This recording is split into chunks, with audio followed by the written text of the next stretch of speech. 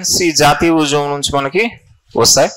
So heading పెట్టండి, national movement are జాతీయ ఉద్యమం.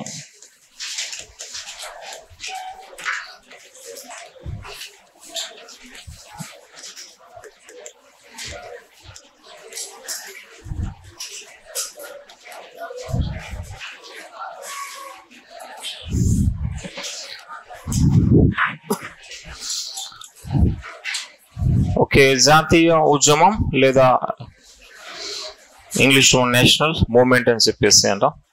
సో దీన్ని స్వాతంత్ర సంగ్రామం అని చెప్పేసి కూడా అంటూ ఉంటాం. స్వాతంత్ర సంగ్రామం, ఫ్రీడమ్ స్ట్రగుల్. సో ఏంటి జాతీయ ఉద్యమం అంటే అర్థం? సో జాతీయ ఉద్యమం అంటే జాతీయ స్థాయిలో చేసినాం, నేషనల్ లెవెల్లో చేసినాం. అయితే ఉద్యమం దేనికోసం అంటే భారతదేశాన్ని ఆక్రమణ చేసిన బ్రిటిష్ వారిని భారతదేశం నుంచి తరిమివేయడం కోసం. అంటే మన దేశాన్ని విదేశీయుడు బ్రిటిష్ వాడు ఆక్రమణ చేశాడు, పరిపాలన చేస్తున్నాడు. ఇప్పుడు ఆ బ్రిటిష్ వారిని భారతదేశం నుంచి తరిమి వేయడం కోసం మనం చేసిన పోరాటం ఈ జాతీయ ఉద్యమం. ఇది జాతీయ స్థాయిలో జరిగింది. ఉత్తర భారతదేశం, దక్షిణం, తూర్పు, పశ్చిమ, north, south, east, west, central భారతదేశం నలుమూలల నుంచి బ్రిటిష్ కి వ్యతిరేకంగా స్వాతంత్రం కోసం మనం చేసిన పోరాటమే జాతీయ ఉద్యమం. అయితే బ్రిటిష్ కి వ్యతిరేకంగా ఈ జాతీయ ఉద్యమం ఎప్పటి నుంచి జరిగింది అని చెప్పి అంటే ఐఎన్సి స్థాపన నుంచి అని చెప్పి అంటాం, 1885. అయితే 1885 కంటే ముందు మనకి 1857 తిరుగుబాటుని జాతీయ ఉద్యమంగా పరిగణించలేం. ఎందుకు అంటే జాతీయ అనే పదం ఎప్పుడు ఉపయోగించాలి, నేషనల్ అనే వర్డ్ ఎప్పుడు ఉపయోగించాలి? సో జాతీయ స్థాయిలో ఇండియా మొత్తం జరగాలి. ఇండియా మొత్తం అంటే అన్ని ప్రాంతాల రిప్రజెంటేషన్ లాగా ఉండాలి. కానీ 1857 రివోల్ట్ మీకు తెలిసిందే. 1857 రివోల్ట్ కన్ఫైన్డ్ టు నార్త్ ఇండియాకి పరిమితం అయింది. నార్త్ ఇండియా మొత్తం జరిగిందా? మళ్ళీ ఓన్లీ 6 ఇంపార్టెంట్ ప్లేసెస్. ఇంకా ఇతర ప్లేసెస్ లో చిన్న చిన్న ఘటనలు జరిగినాయి అంతే. అయితే 1885లో కాంగ్రెస్ పార్టీ ఏర్పడిన తర్వాత ఐఎన్సి సమావేశాలు ప్రతి సంవత్సరం జరుగుతాయి. ఇప్పుడు ఐఎన్సి సమావేశాలకి ఇండియాలో ఉన్న ఆల్మోస్ట్ ప్రతి ఇంపార్టెంట్ సిటీ నుంచి నాయకులు వస్తారు. నాయకులు వచ్చి ఏదో తీర్మానం చేస్తారు, దానికోసం వాళ్ళు కృషి చేస్తారు. ఆ విధంగా నేషనల్ లెవెల్లో బ్రిటిష్ కి వ్యతిరేకంగా మనం ఉద్యమాన్ని చేపట్టినామంటే 1885 నుంచి, అది కాంగ్రెస్ పార్టీ స్థాపన నుంచి. ఎప్పటి వరకు జరుగుతుంది? ఇండియాకి ఇండిపెండెన్స్ వచ్చినంత వరకు, 1947. అంటే భారతదేశాన్ని పరిపాలన చేస్తున్న బ్రిటిష్ వారిని మన దేశం నుంచి తరిమివేయడం కోసం మనం నేషనల్ లెవెల్లో జాతీయ స్థాయిలో పోరాటం అనేది ఈ మధ్య కాలంలో చేసినాం, 1885 to 1947. అంటే ఎన్ని సంవత్సరాలు పోరాటం చేస్తే బ్రిటిష్ యొక్క దాస్య శుంకాల నుంచి మనకి విముక్తి లభించింది? ఎన్ని సంవత్సరాలు అంటే 1947 మైనస్ 62 ఇయర్స్, 62 సంవత్సరాలు. 62 ఇయర్స్ పోరాటం చేస్తే మనం బ్రిటిష్ వారి నుంచి స్వాతంత్రాన్ని పొందగలిగాం. అయితే ఈ 62 ఇయర్స్ మనం బ్రిటిష్ కి ఎగ్నెస్ట్ గా పోరాటం చేసినప్పుడు నాయకులు వేల మంది ఉంటారు, లీడర్స్ అనేవాళ్ళు థౌజండ్స్ లో ఉంటారు, పాల్గొన్న వాళ్ళు కోట్ల మంది ప్రజలు ఉంటారు. ప్రజలు కోట్ల మంది, నాయకులు వేల మంది. అయితే ఉద్యమంలో పాల్గొన్న ప్రతి ఒక్కడు నాయకుడు అయిపోతాడా? కదా. నాయకుడు అంటే ఎవరు? లీడర్. గుడ్. లీడర్ అంటే ఎవడు? నాయకుడు. ఓకే, నాయకుడు లేదా లీడర్ అంటే ఎవరంటే బాధ్యత తీసుకున్నవాడు. Who takes the responsibility. బాధ్యత తీసుకున్నవాడు నాయకుడు. ఒక సమస్య ఉంది, ఆ సమస్యను పరిష్కారం చేస్తానని చెప్పి ఒక వ్యక్తి ముందుకు వచ్చి ఆ సమస్యను తీసుకొని ఇప్పుడు రెస్పాన్సిబుల్ గా వ్యవహరించి ఆ సమస్య పరిష్కారం చేసేసాడు, ఆటోమేటిక్ గా సక్సెస్ఫుల్ లీడర్ అయినా. ఓకే, కొందరికి ఇష్యూ ఏమి ఉండదు, ఏదో ఎదగాలని చెప్పి నాయకత్వం తీసుకుంటారు, అటువంటి వాళ్ళు సక్సెస్ కాలేరు. సమస్య నిజంగా ఉండాలి. సమస్య నిజంగా ఉంటే అప్పుడు ఆ సమస్య పరిష్కారానికి ఎవడైతే బాధ్యత తీసుకుంటాడో వాడు విజయం సాధిస్తే ఆ ప్రజల్లో వాడు పాపులర్ అయిపోతాడు ఆటోమేటిక్ గా. సమస్య లేకుండా వెళ్ళి నేను నాయకుడు అంటే ప్రజలు గుర్తించడానికి. సో సమస్య ఉండాలి, అప్పుడు ఆ బాధ్యత తీసుకోవాలి, పరిష్కారం చేయాలి, అప్పుడు నాయకుడు అవుతాడు. అలాగా ఈ 62 years పీరియడ్ లో మన ఇండియాలో నాయకులు థౌజండ్స్ లో ఉంటారు, థౌజండ్స్ లో, ప్రజలు కోట్ల మంది పాల్గొన్నారు. అయితే ఈ థౌజండ్స్ లో లీడర్స్ ఉన్నారు కదా, బ్రిటిష్ కి ఎగెనిస్ట్ గా పోరాటం చేసేటప్పుడు ప్రతి నాయకుడి ఆలోచన ఒకేలాగా ఉంటుందా? ఆలోచన డిఫరెంట్ వేలో ఉంటుంది. ఒకడు ఒకలాగా పోరాటం చేద్దాము అంటాడు, ఇంకొకడు ఇంకొక వేలో పోరాటం చేద్దాము అంటాడు. అప్పుడు వాళ్ళు అవలంబించే పద్ధతులు ఉంటాయి. ఈ నాయకులు దే అడాప్టెడ్ సమ్ మెథడ్స్, వాళ్ళు నాయకులు కొన్ని పద్ధతులు అవలంబించారు. ఇప్పుడు ఈ నాయకులు అవలంబించిన పద్ధతుల ఆధారంగా ఈ నాయకులని మనం మితవాద నాయకులు, అతివాద నాయకులు, విప్లవకారులు, వామపక్షాలు, గాంధీ యుగం అని విభజన చేస్తాం. ఉదాహరణకి జాతీయ ఉద్యమం ఎప్పుడు స్టార్ట్ అయింది అంటున్నాం? 1885 కాంగ్రెస్ పార్టీ స్థాపనతో.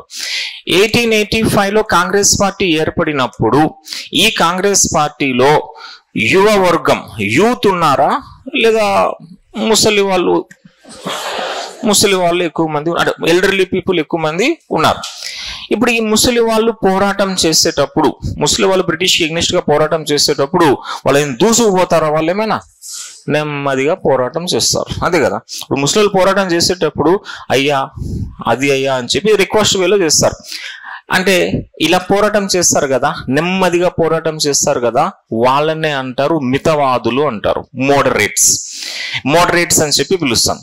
మన భారతదేశ జాతీయ ఉద్యమాన్ని ఫస్ట్ 20 years ఎవరు శాసించారంటే ఈ ముసలి వాళ్ళ వర్గమే శాసించినారు, అంటే మితవాద వర్గమే శాసించినారు.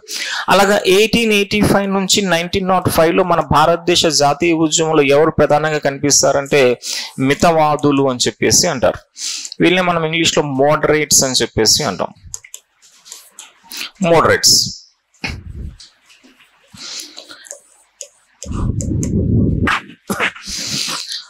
ఓకే, కాంగ్రెస్ పార్టీలో మితవాద వర్గం లైక్ దాదాభాయ్ నౌరోజీ, వృద్ధులకి వృద్ధుడైన, మీకు తెలిసిందే, కురువృద్ధుడు దాదాభాయ్ నౌరోజీ, గోపాలకృష్ణ గోఖలే, ఎస్ఎన్ బెనర్జీ, ఇటువంటి నాయకులు మిత భావాలు ఉంటాయి, నెమ్మదిగా పోరాటం చేద్దామనే మితవాద భావాలు ఉంటాయి. అటువంటి వాళ్ళందరినీ ఏమంటాం? మితవాదులు అంటాం. ఫస్ట్ 20 years మన ఫ్రీడమ్ స్ట్రగుల్ ని ఎవరు శాసించినారు? ఈ మితవాద వర్గం వాళ్ళే శాసించినారు. ఆ తర్వాత నెమ్మదిగా కాంగ్రెస్ పార్టీలో యువ వర్గం వాళ్ళు వస్తారు. అయితే యువ వర్గం వచ్చినప్పుడు ఒక డిమాండ్ చేస్తారు, ఆ డిమాండ్ నెరవేరలేదు, అప్పుడు ఏం చేస్తారు? వీళ్ళు ఆటోమేటిక్గా అతి చేస్తారు, బస్సులు తగలబెట్టేస్తామంటారు, దానిపైన దాడి చేస్తామంటారు, కుర్చీలు పైకి ఎగరేస్తామంటారు, ఇట్లా ఉంటాయి కదా సాధారణంగా. అతి చేస్తారు. అలా అతి చేసే వాళ్ళని అతివాదులు అంటారు. అతి చేస్తారు, అతివాదులు. ఎక్స్ట్రాలు చేస్తారు, ఎక్స్ట్రీమిస్ట్ అంటాం. ఎక్స్ట్రాలు చేస్తారు కదా, వాళ్ళని ఎక్స్ట్రీమిస్ట్ అని చెప్పేసి అంటారు. అలాగే మన భారతదేశ జాతీయ ఉద్యమాన్ని నెక్స్ట్ 15 years వాళ్ళే శాసించారు. 1905 నుంచి 1920 వరకు అతివాదులు. మాటికి ఊరేగింపులను బయలుదేరిపోతారు వీళ్ళు. ఏదైనా చిన్న సమస్య వస్తుంది, పరిష్కారం కాలే, పదండి భారీ ఊరేగింపు అని చెప్పేసి అనేవారు. అలా అతివాద వర్గం, ఎక్స్ట్రీమిస్ట్.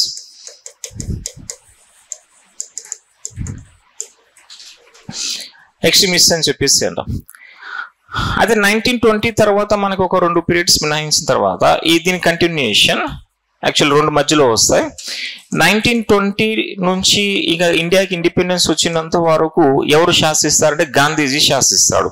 అంటే మధ్యలో 2 ఉంటాయి. ఇంకా గాంధీ యుగం అని చెప్పేసి దీన్ని అంటాం, గాంధీయన్ ఎరా. ఈ 5వ పేజ్ ఇది, గాంధీయన్ ఎరా అని చెప్పి. ఫ్రీడమ్ స్ట్రగుల్ 1885 నుంచి 1947 3గా క్రోనలాజికల్ ఆర్డర్ లో పెట్టినప్పుడు ఫస్ట్ మితవాద వర్గం శాసించారు, తర్వాత అతివాద వర్గం శాసించారు, తర్వాత గాంధీజీ వచ్చి మొత్తం ఉద్యమాన్ని తన గుప్పెట్లోకి తీసేసుకుంటాడు 1947 వరకు. అయితే ఈ మధ్యలో ఏమవుతుందంటే మితవాదంగా కొందరు ఉన్నారు, కొందరు ఏం చేస్తున్నారు, అతివాదం చేస్తున్నారు. కొందరు యువకులు ఉంటారు, బ్రిటిష్ వాడు తప్పు చేస్తే వాళ్ళు తట్టుకోలేకపోతారు. ఆ యువకులు ఆ తప్పు చేసిన బ్రిటిష్ వాడిని చంపేయాలని బయలుదేరుతారు. ఒకవేళ బ్రిటిష్ వాడిని చంపడానికి అవకాశం దొరకకపోతే కనీసం కాళ్ళు కానీ చేయి కానీ కోసుకొచ్చేద్దామని చెప్పి అనుకుంటారు. అటువంటి యువకులు ఉంటారు కదా, వాళ్ళని అంటారు విప్లవకారులు అంటారు, రివల్యూషనరీస్ ఆర్ రివల్యూషనరీ టెర్రరిస్ట్ అని చెప్పేసి అంటారు. ఈ రివల్యూషనరీ టెర్రరిజం అనేది మన ఇండియాలో మితవాద కాలం, అతివాద కాలం, గాంధీ యుగం 3 యుగాల్లో కూడా కనిపిస్తుంది ఈ విప్లవాత్మక తీవ్రవాదం. అయితే ఇక్కడ మనకి 1897 నుంచి 1931 వరకు మనకి కనిపిస్తుంది విప్లవాత్మక తీవ్రవాదం, రివల్యూషనరీ టెర్రరిజం. రివల్యూషనరీ టెర్రరిజం అని చెప్పేసి అంటారు. అయితే మన విప్లవకారులు బ్రిటిష్ వారి చేత తీవ్రవాదులు అని చెప్పి ముద్ర వేయబడినటువంటి వారు రివల్యూషనరీ టెర్రరిస్ట్ గా వాళ్ళని పేర్కొంటారు. రివల్యూషన్ టెర్రరిజం, విప్లవాత్మక తీవ్రవాదం అని చెప్పేసి అంటాం.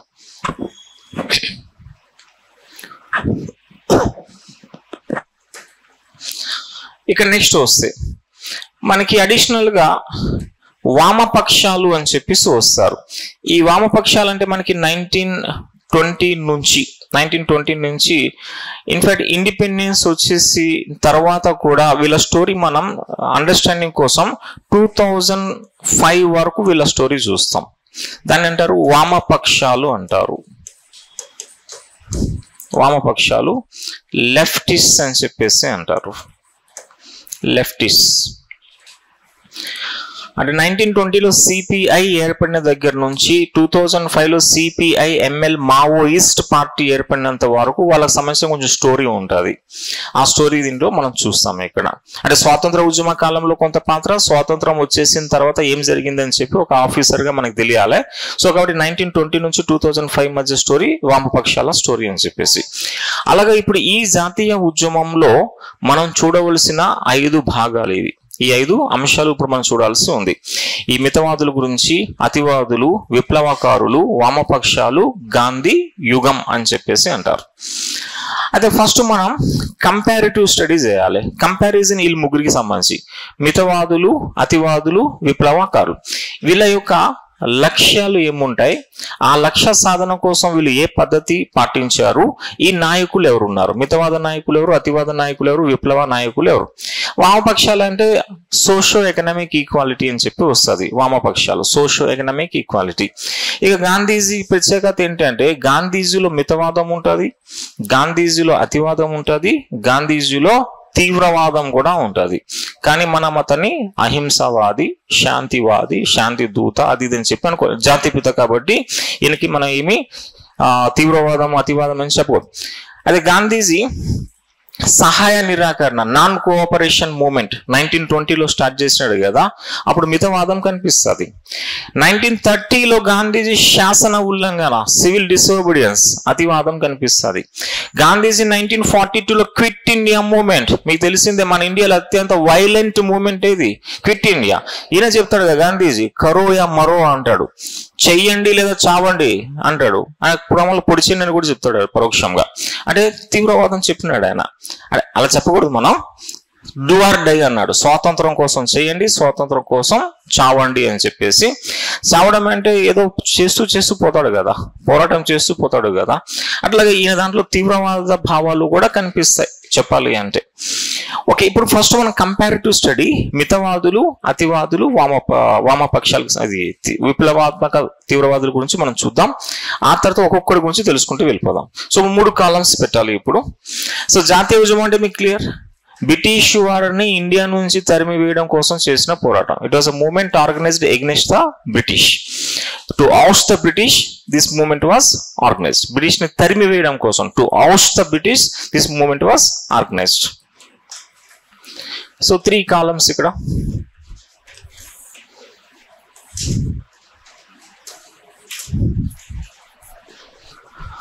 సో ఫస్ట్ మితవాదులు అంటే మోడరేట్స్, నెక్స్ట్ అతివాదులు ఎక్స్ట్రీమిస్ట్, నెక్స్ట్ విప్లవకారులు రివల్యూషనరీస్, సింప్లీ రివల్యూషనరీస్. మితవాదులు 1885 నుంచి 1905 period, extremist 1905 to 20, revolutionaries 1897 to 1931. మన ఇండియాలో ఫస్ట్ రెవల్యూషనరీ అటాక్, తీవ్రవాద దాడి ఏది, ర్యాండ్ హత్య 1897లో. 1897లో మన విప్లవకారులు చాపేకర్ బ్రదర్స్ అని చెప్పి ఉంటారు. చాపేకర్ బ్రదర్స్ ర్యాండ్ అనేవాన్ని హత్య చేస్తారు. అది ఇండియాలో ఫస్ట్ తీవ్రవాద అటాక్, రెవల్యూషనరీ అటాక్. 1931లో భగత్ సింగ్, రాజ్గురు, సుఖ్దేవ్ వీళ్ళు ముగ్గురు ఉరి తీయబడినారు. భగత్ సింగ్, రాజ్గురు, సుఖ్దేవ్. సో దాంతో విప్లవాత్మక ఉద్యమం అంతమని చెప్పేసి అంటాం. సో మితవాదులు ఫస్ట్ వీళ్ళ యొక్క లక్ష్యాలు, ఎయిమ్స్. వీళ్ళ ఎయిమ్స్ ఏమున్నాయి, లక్ష్యాలు ఏమున్నాయి?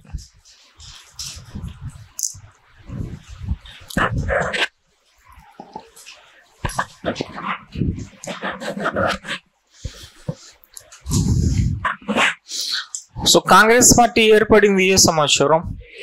1885. 1885లో కాంగ్రెస్ పార్టీ ఏర్పడిన వెంటనే మా దేశాన్ని మేము పరిపాలన చేసేసుకుంటాం, మాకి స్వాతంత్రం ఇవ్వండి అని అడిగారా? 1885లో అడగలే. 1885లో కాంగ్రెస్ పార్టీ ఏర్పడినప్పుడు అప్పటికప్పుడే మన లీడర్స్ అడగలే ఇమీడియట్లీ మాకు స్వాతంత్రం ఇవ్వమని చెప్పి. ఏమడిగారు? సంస్కరణలు అడిగారు, రిఫార్మ్స్ అనేవి అడిగారు. అలాగా వీళ్ళ ఎయిమ్స్ ఏంటంటే సంస్కరణలు, రిఫార్మ్స్.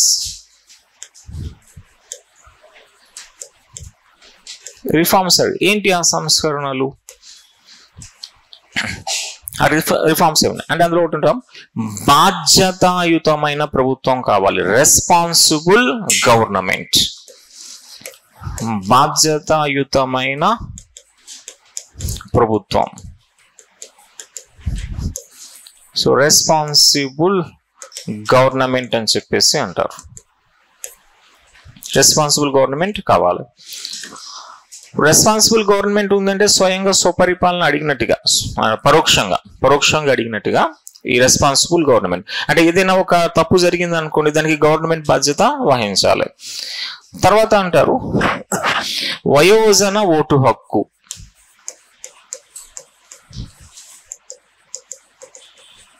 వయోజన ఓటు హక్కు ఉండాలని చెప్పాను. Universal adult suffrage.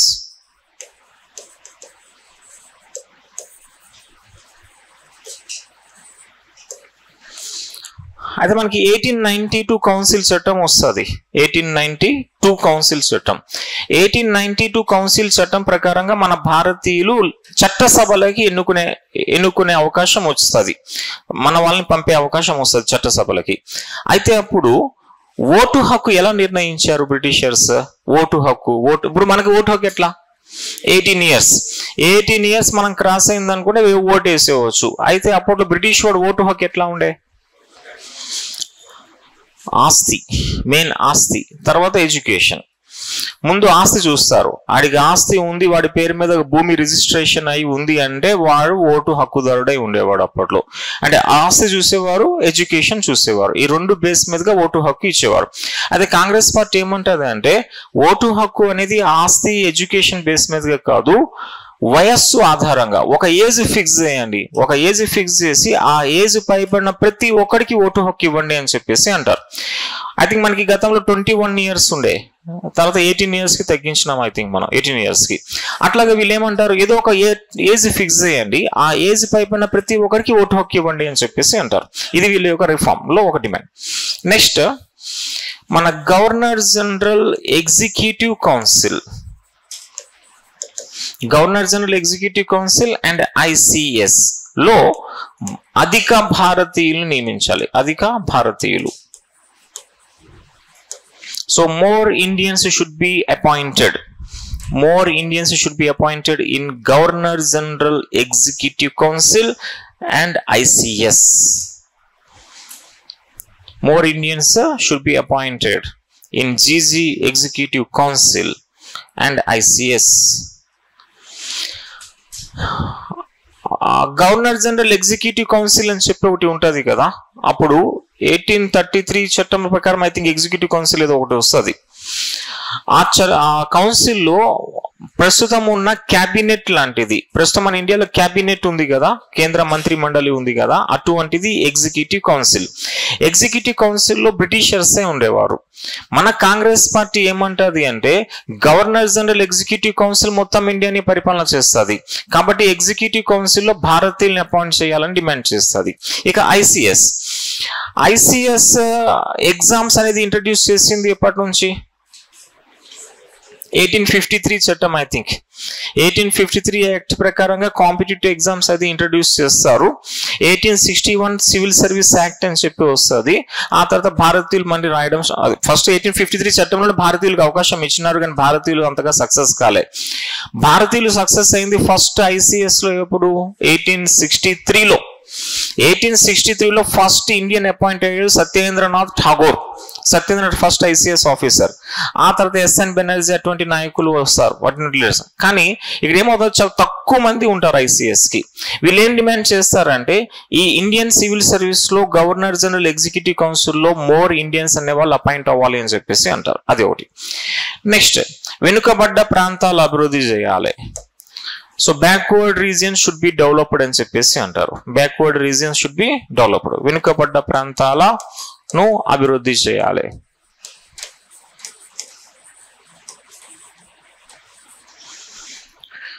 ఇక మిలిటరీపై ఖర్చు తగ్గించాలి.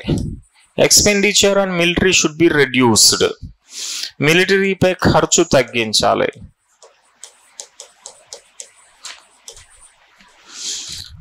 Expenditure on military should be reduced. So అనేక మంది భారతీయులు అప్పుడు దక్షిణాఫ్రికాకి వెళ్ళేవారు. ఆ దక్షిణాఫ్రికాలో మన వాళ్ళని బ్లాక్ గా ట్రీట్ చేసేవారు. వాళ్ళని చాలా దారుణ పరిస్థితులు ఉండే. ఇలా రిఫార్మ్స్ లో ఒక డిమాండ్ ఏముంటది అంటే దక్షిణాఫ్రికాలో భారతీయుల స్థితిగతులను మెరుగుపరచాలి అని చెప్పేసి అంటారు. సో దక్షిణ ఆఫ్రికాలో భారతీయుల స్థితిగతులను మెరుగుపరచాలి. సో సింపుల్ ఏంటంటే Indians in south Africa, their situations should be developed. The situations of Indians in South Africa. The situations of Indians in South Africa should be developed అని చెప్పేసి.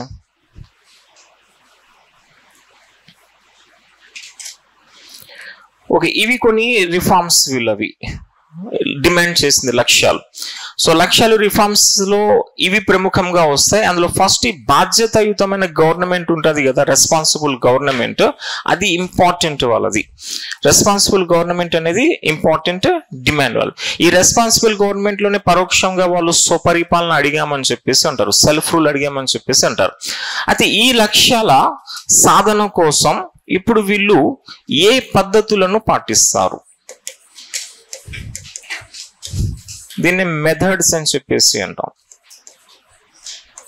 మెథడ్స్.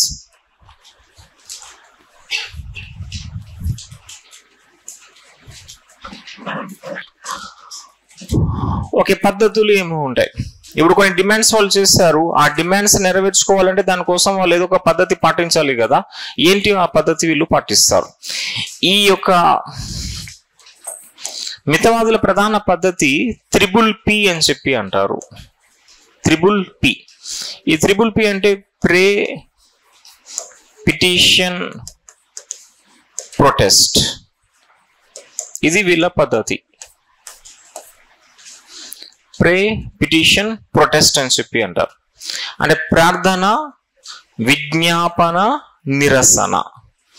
ఫస్ట్ ప్రార్థన చేస్తారు, తర్వాత విజ్ఞాపన చేస్తారు, తర్వాత నిరసన చేస్తారు. ప్రే, పిటిషన్, ప్రొటెస్ట్ అని చెప్పేసి అంటాం.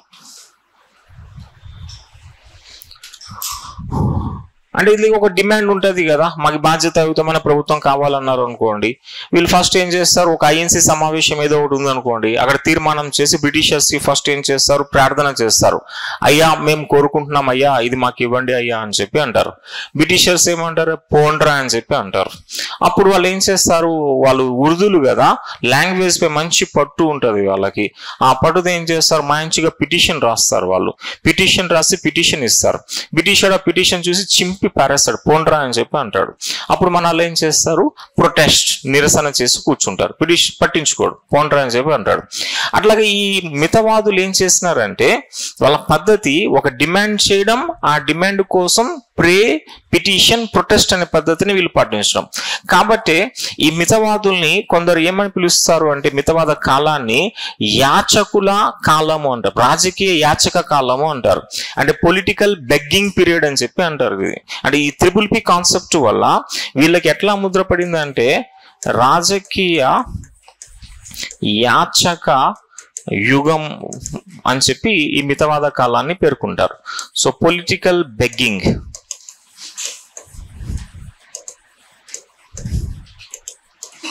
పొలిటికల్ బెగ్గింగ్ పీరియడ్ గా పేర్కొంటారు ఈ మితవాద కాలాన్ని.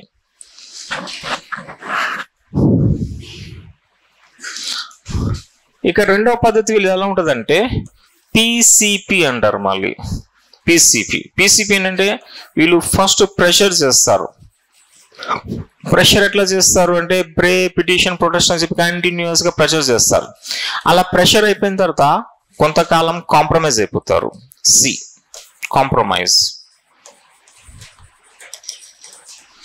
కాంప్రమైజ్ అయిపోయిన కొంతకాలం తర్వాత మళ్ళీ స్టార్ట్ చేస్తారు ప్రెషర్ అని చెప్పేసి.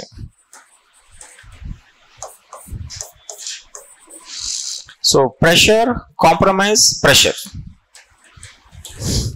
సో ఫస్ట్ ఒత్తిడి చేస్తారు, అరే మాకు కావాలరా అని చెప్పేసి. ఆ కావాలని కూడా ఎట్లా అడుగుతారు వాళ్ళు? ప్రే చేస్తారు, పిటిషన్ పెడతారు, నిరసన చేస్తారు. మళ్ళీ కొంతమందికి ఏం చేస్తారు? కాంప్రమైజ్ అయిపోతారు, మళ్ళీ ప్రెషర్ స్టార్ట్ చేస్తారు. సో ఇది ఒక పద్ధతి, పిసిపి అంటారు. పిసిపి. నెక్స్ట్ 3, వీళ్ళు పట్టణాలలో ఉపన్యాసాలు చేస్తారు. Speeches in the cities. పట్టణాలలో ఉపన్యాసాలు.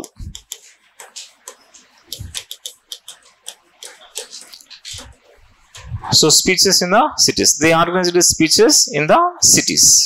పట్టణాల్లో ఉపన్యాసాలు పెడతారు. నెక్స్ట్ వీళ్ళు ఏం చేసేవారంటే పత్రికలు పబ్లిష్ చేసేవారు, పత్రికలు. తర్వాత పుస్తకాలు రాసేవారు, తర్వాత సంస్థలు స్థాపించేవారు. వీటి ద్వారా అవగాహన కల్పించేవారు, awareness. They used to publish the newspapers.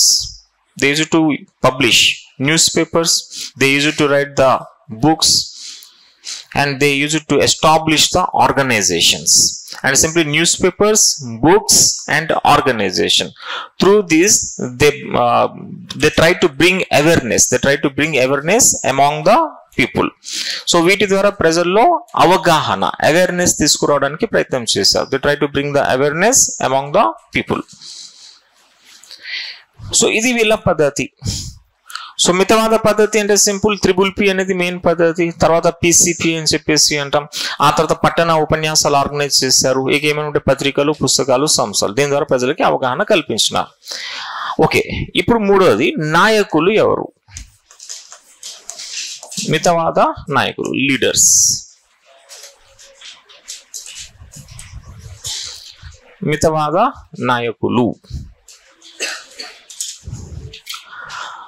So మితవాద నాయకుల మెయిన్ పర్సన్ గోపాలకృష్ణ గోఖలే.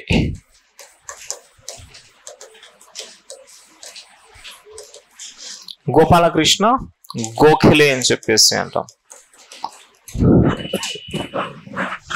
గోపాలకృష్ణ గోఖలే.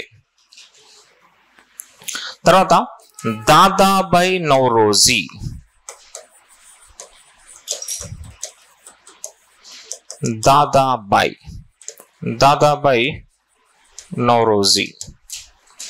దాదాబాయి నౌరోజీ. తర్వాత ఎస్ఎన్ బెనర్జీ.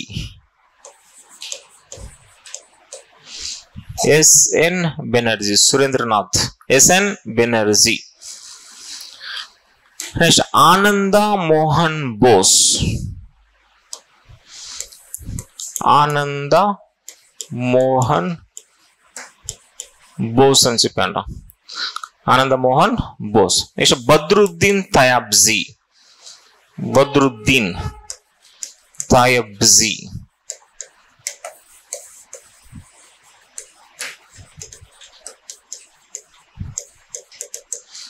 ఫిరోజ్ షా మెహతా.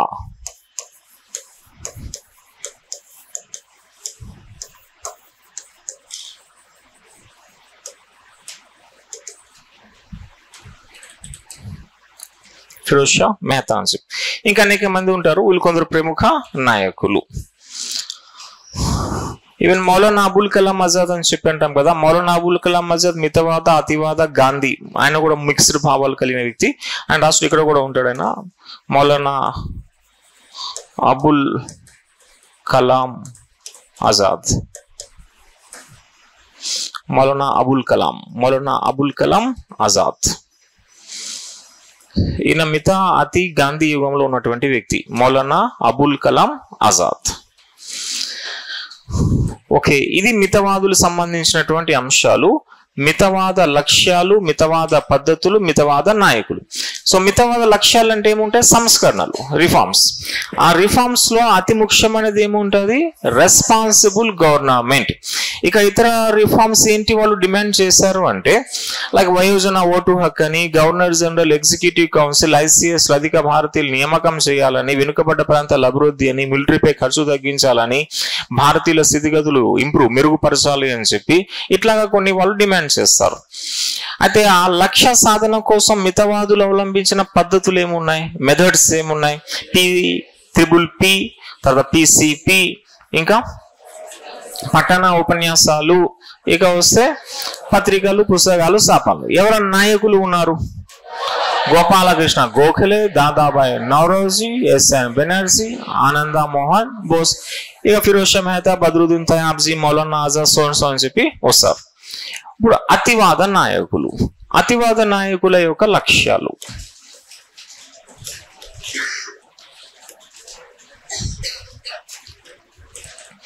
అతివాద నాయకుల లక్ష్యాలు.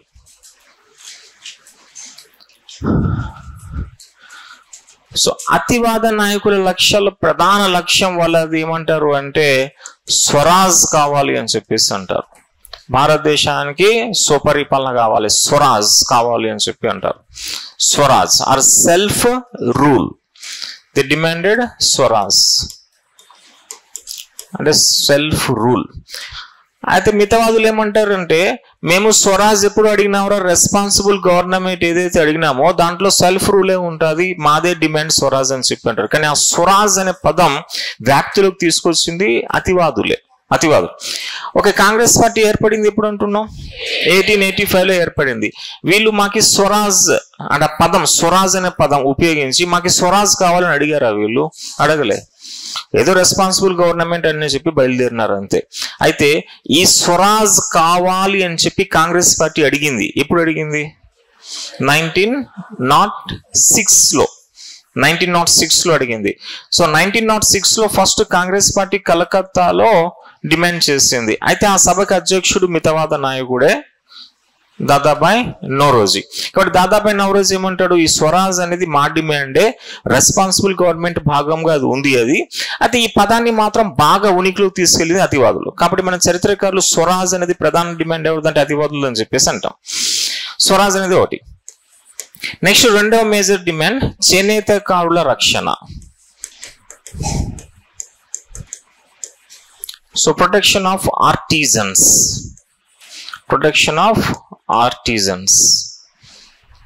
చేనేతకారుల రక్షణ, ప్రొటెక్షన్ ఆఫ్ ఆర్టిజన్స్. అప్పుడు బ్రిటన్ లో వస్త్ర పరిశ్రమ బాగా డెవలప్ అయింది అన్నాం. ఆ వస్త్ర పరిశ్రమలో వస్త్రాలు తీసుకొచ్చి ఇండియన్ మార్కెట్ లో డంప్ చేసేస్తే మన చేనేతకారుల వస్త్రాలకి డిమాండ్ లేకుండా పోయింది. మన చేనేతకారులు డిక్లైన్ అయిపోయినారు. అప్పుడు ఆ చేనేతకారులకి రక్షణ కల్పించాలనేది కూడా అతివాదుల ప్రధానంగా ఉంటుంది.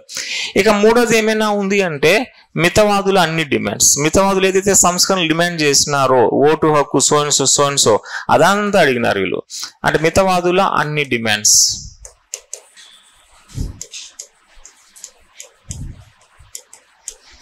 So all the demands of moderates. మితవాదుల అన్ని demands, all the demands of moderates. అంటే దీని నథింగ్ బట్ అతివాదుల డిమాండ్స్, మితవాదుల డిమాండ్స్ సేమ్. రెండు ఎక్స్ట్రా డిమాండ్స్ ఉన్నాయి అతివాదులవి. ఆ రెండు ఎక్స్ట్రా డిమాండ్స్ స్వరాజ్ అండ్ చేనేతకారుల రక్షణ.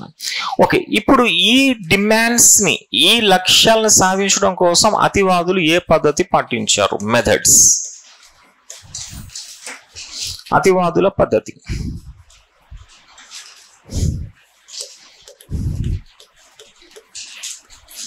అతివాదుల పద్ధతులు, అతివాదులు పాటించిన పద్ధతులు. అతివాదులు ఏం చేస్తారు? అతి చేస్తారు కదా. అతివాదులు ఏం చేస్తారు? అతి చేస్తారు. అతి చేసేటప్పుడు ఏం చేయాలి? నాయకత్వాన్ని ప్రదర్శించాలి. నాయకత్వాన్ని ప్రదర్శించాలి ఎట్లా? మన బలాన్ని చూపించాలి. మన బలం ఎట్లా చూపిస్తాం? అని రింగ్లో దూకి కొట్టుకుంటామా? బలం చూపించాలంటే ఎట్లా చేస్తాం? ఊరేగింపు తీయాలి, లేదా సభలు పెట్టాలి. మనం ఊరేగింపు తీసినాం అనుకోండి, ఆ ఊరేగింపులో 10 మంది వచ్చినారు అనుకోండి, కొట్టి తరిమేస్తారు. ఆ ఊరేగింపులో 1000 మంది వచ్చారు అనుకోండి, గౌరవిస్తారు, కూర్చోండి అని చెప్పి టీ ఇచ్చి మాట్లాడతారు. మీరు తీసిన ఊరేగింపులో 1,00,000 మంది వచ్చినారు అనుకోండి, నెక్స్ట్ ఏ నియోజకవర్గంలో కావాలో చెప్పి టికెట్ ఇచ్చేస్తామని చెప్పి అంటారు. అలాగే ఉంటుంది. మీరు పెట్టిన సభలు కూడా అట్లనే. మీరు పెట్టే సభకి ఎంత ఎక్కువ మంది వస్తారో అంత బలం మీకు ఉన్నట్టుగా రాజకీయంగా ఎదగడానికి. సో ఆ విధంగా ఇప్పుడు అతివాదులు తమ బల ప్రదర్శన చేస్తారు. ఎప్పుడు అవకాశం వచ్చినా సరే అతివాదులు ఏం చేస్తారు? బల ప్రదర్శన. ఆ బల ప్రదర్శన చేసేటప్పుడు ఏం చేయాలి? ఊరేగింపు తీయాలి. ఊరేగింపు అంటే అతివాదుల ప్రధాన పద్ధతి, వాళ్ళ లక్ష్య సాధనకు చేసింది ఏంటంటే భారీ ఊరేగింపులు అంటారు. Mass processions. మాస్ ప్రొసెషన్స్ అనేవి చేస్తారు వీళ్ళు. భారీ ఊరేగింపులు. So mass processions. ఇప్పుడు కూడా ఒక నాయకుడు, ఆయన సక్సెస్ఫుల్ లీడర్, సో ఆయన పవర్ఫుల్ లీడర్ అని చెప్పి ఎట్లా చెప్తామంటే, ఆయన పెట్టిన సభకి 1,00,000 మంది వస్తే ఆయన పవర్ఫుల్ లీడర్. ఏదైనా ఊరేగింపు తీస్తే 1,00,000 మంది వస్తే పవర్ఫుల్. కేసీఆర్ ఎట్లా పవర్ఫుల్ అయినాడు? ఆయన సభల వల్లనే కదా. ఆ సభలో ఆయన యాస, తెలంగాణ యాస. ఆ తెలంగాణ యాస వచ్చి కొట్టుడో సచ్చుడో అది ఉంటాయి కదా, అవి తెలంగాణ వచ్చుడో, కేసీఆర్ సచ్చుడో, తెలంగాణ జైత్ర యాత్ర, కేసీఆర్ శవయాత్ర, ఇటువంటి కొన్ని పదాలు ఉంటాయి చూడండి. ఆ యాసలో అది బాగా అట్రాక్ట్ చేస్తాడు. అయితే ఆ నాయకుడికి ఎదగాలంటే ఆ మాట కూడా ఉండాలి. కొంతమందికి వారసత్వంగా వస్తుంది లీడర్షిప్.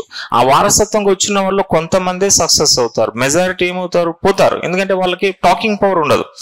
సో టాకింగ్ పవర్ అనేది ఉండాలి నాయకుడికి. ఓకే, వీళ్ళు ఏం చేస్తారు? భారీ ఊరేగింపులు తీస్తారు వీళ్ళు, భారీ ఊరేగింపులు. నెక్స్ట్ కొన్ని ఉత్సవాలు నిర్వహించి ప్రజల్ని ఏకం చేయడానికి ప్రయత్నం చేస్తారు. కొన్ని ఉత్సవాలు, ఫెస్టివల్స్. అందులో main Ganesh festivals, Shivaji festivals. Especially Bal Gangadhar Tilak start చేశాడు. అది ఇండియా మొత్తం స్ప్రెడ్ అవుతుంది. గణేష్ ఉత్సవాలు అంటే శివాజీ ఉత్సవాలు. ఇది గణేష్ శివాజీ ఉత్సవాలు. So Ganesh and Shivaji festivals. Ganesh and Shivaji festivals. ఈ ఫెస్టివల్స్ అనేవి ఆర్గనైజ్ చేస్తారు. నెక్స్ట్ స్వదేశీ అంటారు. స్వదేశీ వస్తువులను ఉపయోగిస్తామంటాం. స్వదేశీ, ఇంగ్లీష్ కూడా స్వదేశీ అంటాం. అంటే ఇండిజినియస్ గూడ్స్ ను ఉపయోగించడం. Indigenous goods. 4 బహిష్కరణ. బహిష్కరణ means boycott of the foreign clothes or foreign goods. Swadeshi అంటే మన స్వదేశీ వస్తువులను ఉపయోగించడం. బహిష్కరణ అంటే విదేశీ వస్తువులను బహిష్కరణ చేయడం. స్వదేశీ అండ్ బహిష్కరణ. ఈ స్వదేశీ పక్కన బహిష్కరణ రాసేసాం కామా లేకుండా అంటే మీనింగే మారిపోతుంది. స్వదేశీ బహిష్కరణ అయిపోతుంది. ఓకే, స్వదేశీ వేరు, బహిష్కరణ వేరు. స్వదేశీ అంటే స్వదేశీ వస్తువులను ఉపయోగించాలి. బహిష్కరణ అంటే boycott of the foreign goods or foreign clothes. Next same పట్టణాలలో ఉపన్యాసాలు. మితవాదుల వలె పట్టణాలలో ఉపన్యాసాలు. Speeches in the cities. Speeches in the cities అని చెప్పి. ఇక సేమ్ పత్రికలు, పుస్తకాలు, సంస్థలు. Newspapers, books and organisations. పత్రికలు, పుస్తకాలు, సంస్థలు. సేమ్ మితవాద పద్ధతి. పత్రిక, పుస్తకం, సంస్థ. సో మితవాద మెయిన్ పద్ధతి త్రిబుల్వాద అన్నాం, త్రిబుల్ పి అంటున్నాం కదా మితవాద. అతివాద మెయిన్ పద్ధతి భారీ ఊరేగింపు అండ్ ఫెస్టివల్స్. ఆ గణేష్ అండ్ శివాజీ ఫెస్టివల్, మిగతావన్నీ కామన్ గా వస్తాయి. అండ్ మితవాద అతివాద పద్ధతిలో ఈ స్వదేశీ వస్తువులను ఉపయోగించాలి, విదేశీ వస్తువుల్ని బహిష్కరించాలి అంటారు కదా. అది తర్వాత గాంధీ యుగంలో కూడా కంటిన్యూ అవుతుంది ఈ స్వదేశీ అండ్ బహిష్కరణ అనేది. ఓకే, ఇక్కడ మితవాదులు అతివాదులు సక్సెస్ అయినారా? సక్సెస్ అంటే ఇండియాకి స్వాతంత్రం తీసుకొచ్చినారా? తీసుకురాలే. ఎవరి నాయకత్వంలో ఇండియాకి స్వాతంత్రం వచ్చింది? గాంధీజీ నాయకత్వంలో స్వాతంత్రం వచ్చింది. అయితే మితవాదులు, అతివాదులు మన ఇండియాలో స్వాతంత్రం తీసుకురావడంలో సక్సెస్ కాలేకపోయారంటే వీళ్ళు మెజారిటీ పాపులేషన్ కి రీచ్ కాలేకపోయినారు. వీళ్ళు ఎక్కువగా ఫోకస్ చేసింది అర్బన్ ఏరియాస్ లోనే, పట్టణాలలో. ఎప్పుడు చూసినా ఒక సిటీ చూస్తారు, ఆ సిటీలో ఉపన్యాసం పెట్టేవారు. అంటే ఇది urban speeches in the city areas లోనే. మనకి ప్రస్తుతం పట్టణ జనాభా ఎంత ఇండియాలో? ఇప్పుడు ఇండియాలో పట్టణ జనాభా ఎంత? రఫ్లీ ఒక 30% అంతే కదా, అంతే కదా. రఫ్ గా ఇండియాలో అర్బన్ పాపులేషన్ ఇప్పటికీ కూడా 30%. 70% ఇండియన్ పాపులేషన్ ఇప్పటికీ రూరల్ ఏరియాస్ లోనే ఉన్నారు.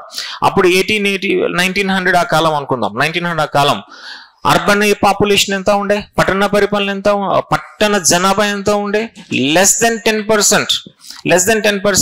అంటే దీని అర్థం ఈ మితవాదులు కావచ్చు, అతివాదులు కావచ్చు, 90% ప్రజలకి రీచ్ కాలేదు. వాళ్ళు 90%, మోర్ దెన్ 90% పాపులేషన్ కి మితవాదులు, అతివాదులు రీచ్ కాలే. ఎందుకంటే they focused mainly on urban areas.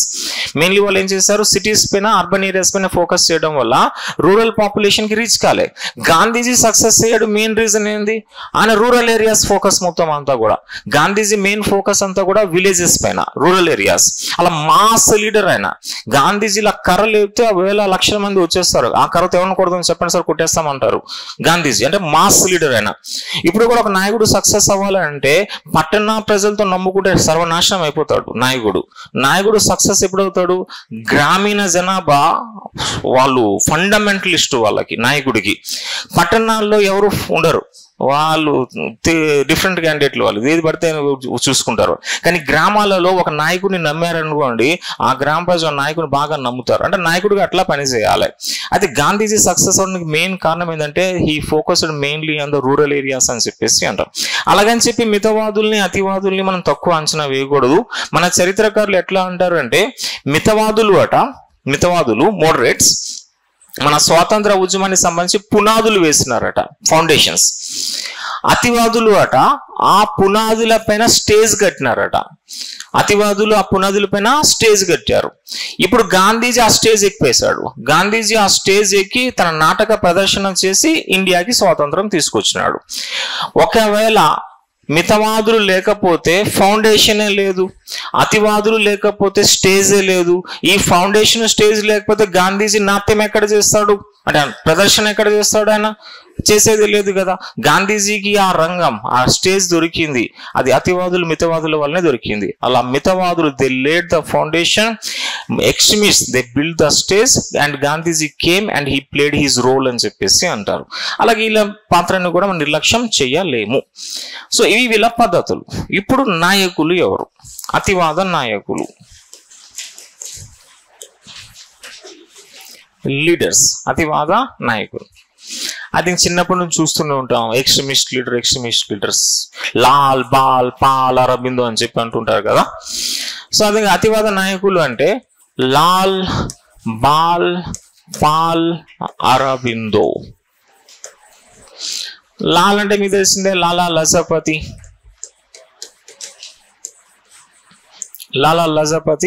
Roy. Ball అంటే బాల గంగాధర్ తిలక్. పాల్ అంటే బిపిన్ చంద్ర పాల్. ఇక అరబిందో ఘోష్ అని చెప్పి. సో అతివాద నాయకులు నలుగురు: లాల్, బాల్, పాల్, అరబిందో ఘోష్.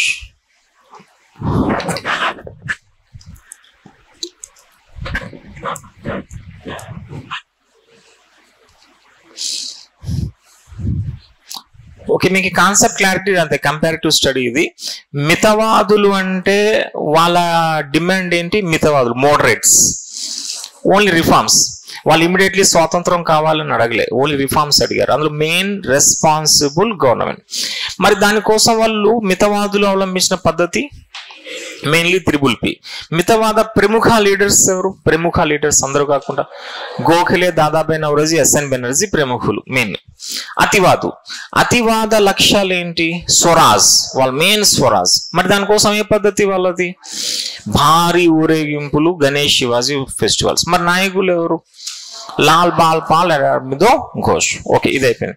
ఇప్పుడు విప్లవకారులు, విప్లవాత్మక తీవ్రవాదులు. వీళ్ళ యొక్క లక్ష్యం ఒకటే మెయిన్ గా. సో బ్రిటిష్ వాడిని భయభ్రాంతులకి గురి చేయడం, బ్రిటిష్ వాడిని తరిమివేయడం.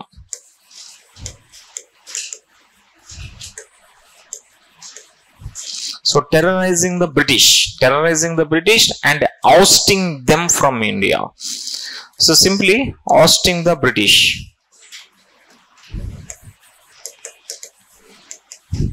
Ousting the British from India. Ousting the British from India అని చెప్పేసాను. బ్రిటిష్ వాడిని తరిమివేయడం ఏకైక లక్ష్యం వాళ్ళది. అంటే మన మితవాదులు, అతివాదులు బ్రిటిషర్స్ కి అడుగుతున్నారు. మితవాదులు అంటున్నారు, అరే మాకు సంస్కరణ ఇవ్వండి రా బాయ్, మాకు సంస్కరణ ఇవ్వండి అని చెప్పి. అతివాదులు అంటున్నారు, అరే మాకు స్వరాజ్యం ఇచ్చేసండి రా బాబు, మా దేశాన్ని మేము పరిపాలన చేసుకున్నాం. వీళ్ళు ఏమంటారు, మీరెవర్రా మా దేశంకి వచ్చి పరిపాలన చేయడానికి 2-3 దెబ్బలు కొట్టి పంపించేయాలి అంటే బ్రిటిష్ వాడిని భయభ్రాంతులకి గురి చేయాలి. అంటే వేరే దేశం వాడు మన దేశంలోకి వచ్చి పరిపాలన చేసి అడిగేది ఏంది?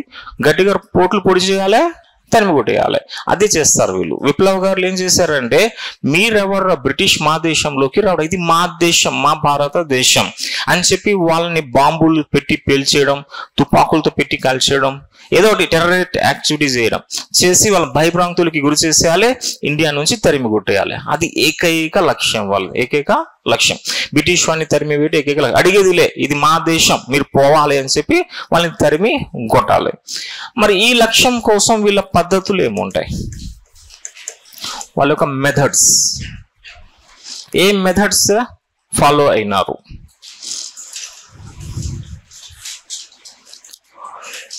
సో మెయిన్ పద్ధతి అటాకింగ్ ద బ్రిటిష్ వారిపై దాడి చేయడం.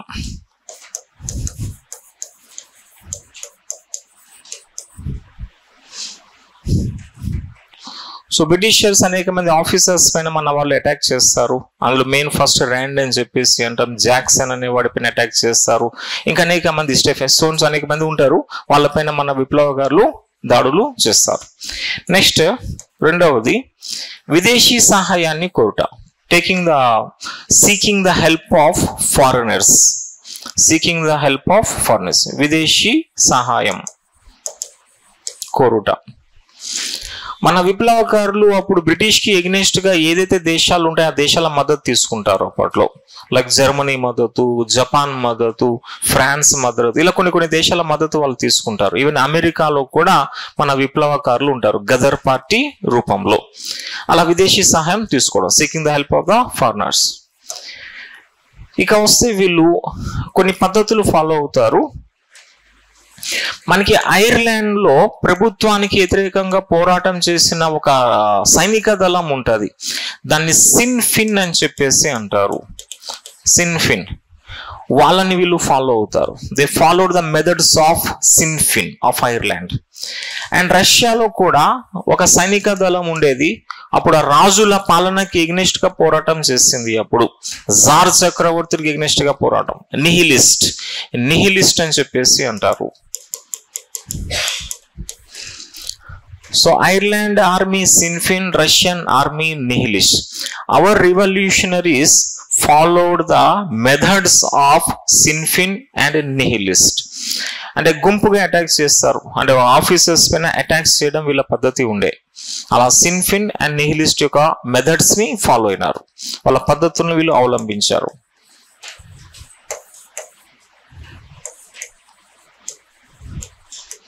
They followed the methods of Sinn Féin and nihilist. ఇది ఒక పద్ధతి. ఇప్పుడు నెక్స్ట్ నాలుగవది విప్లవాత్మక తీవ్రవాదం. మన ఇండియాలో ఫస్ట్ ఏ ప్రాంతంలో డెవలప్ అయింది? బాంబేయా, మద్రాసా, బెంగాల్లో మెయిన్ డెవలప్ అవుతుంది. అనుశీలన సమితి అని చెప్పి ఉండే, అది బాగా ఫేమస్ అప్పట్లో. అనుశీలన సమితి అని చెప్పి కలకత్తా అండ్ ఢాకా. అయితే అందులో వాళ్ళు ఏం చేస్తారంటే మహిళలు కూడా చాలా పెద్ద ఎత్తున ఈ విప్లవ కార్యకలాపాల్లో పాల్గొనేవారు. అయితే వాళ్ళ మధ్య సోదర భావత్వం ఉండడం కోసం వీళ్ళు ఏం చేసేవారు అంటే రక్షాబంధన్ ఉత్సవాల్ని వీళ్ళు నిర్వహిస్తూ ఉండేవారు. So revolutionary use to organise Rakshabandhan festivals. వీళ్ళు రక్షాబంధన్ పండుగను నిర్వహించేవారు. They used to organize Rakshabandhan festival. Rakshabandhan పండుగ నిర్వహించేవారు అని చెప్పేసి అన్నాం. ఇక కలకత్తాలో ఏ దేవతని ఆరాధన చేస్తారు? కాళీమాత. అయితే అప్పట్లో విప్లవకారులు ఎలా ఉంటే నిజమైన దేశభక్తులు వాళ్ళు. అంటే ఈ మితవాద నాయకులు, అతివాద నాయకులు పొలిటికల్ లీడర్స్ వీళ్ళు. అది దేశంకి కావాలి అని చెప్పి అంటూనే వాళ్ళ పొలిటికల్ కెరియర్ కి ఇంపార్టెన్స్ ఇచ్చేవారు ఈ మితవాద నాయకులు కావచ్చు, అతివాద నాయకులు కావచ్చు. కానీ వీళ్ళు నిస్వార్థ పోరాట యోధులు, అంటే యువకులు. ఈ విప్లవాత్మక తీవ్రవాద ఉద్యమంలో పాల్గొన్నటువంటి వాళ్ళు 20s లో ఉన్నటువంటి ఎక్కువ మంది ఉంటారు. 20s ఏజ్ లో ఉంటారు కదా, వాళ్ళు ఎక్కువ మంది ఉంటారు. వాళ్ళకి సుఖాలు, సంతోషాలు అన్ని త్యాగం చేసేస్తారు. భారతదేశానికి బ్రిటిష్ యొక్క దాస్య శృంఖాల నుంచి విముక్తి కల్పించడం కోసం నిస్వార్థ పోరాటం చేశారట వీళ్ళు. నిస్వార్థ పోరాటం. ఆ పోరాటంలో చేసిన ప్రతి ఒక్క యువకుడు కూడా అయితే బ్రిటిష్ వారి చేత చంపబడ్డారు, లేదా ఉరి తీయబడ్డాడు, లేదా జైలులో నిర్బంధించబడ్డారు. సో దేశం కోసం వాళ్ళు నిస్వార్థ పోరాటం చేస్తారు. అయితే వాళ్ళు కాళికామాత ముందు ప్రతిజ్ఞ చేసేవారు ఆ సంస్థలో చేరేటప్పుడు, పోరాటం ప్రారంభించేటప్పుడు. ఏంటి? తమ శరీరంలో చివరి రక్తపు బొట్టు వరకు స్వాతంత్రం కోసం మేము పోరాటం చేస్తాం, ఈ బ్రిటిష్ వారిని ఇండియా నుంచి తరిమివేస్తాం అని చెప్పి కాళీమాత ముందు ప్రతిజ్ఞ చేసేవారు అని చెప్పేసి అంటాం. They use to take the oath in front of Kalimata or Kali idol statue. So విగ్రహం ముందు ప్రతిజ్ఞ చేసేవారు వాళ్ళు. సింప్లీ కాళీమాత ముందు ప్రతిజ్ఞ చేసేవారు. They use to take the oath in front of Kalimata.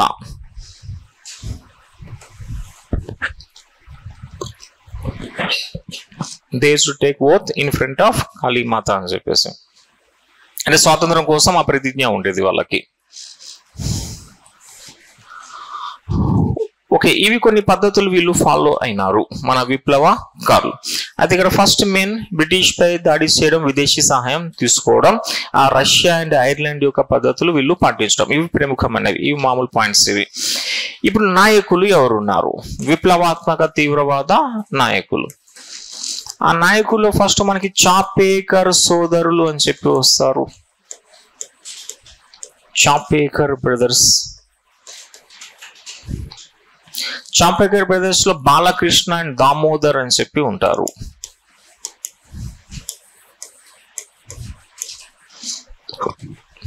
Balakrishna and Damodar, Chapekar brothers. ఇక రామ్ ప్రసాద్ బిస్మిల్ అని చెప్పేసి అంటారు.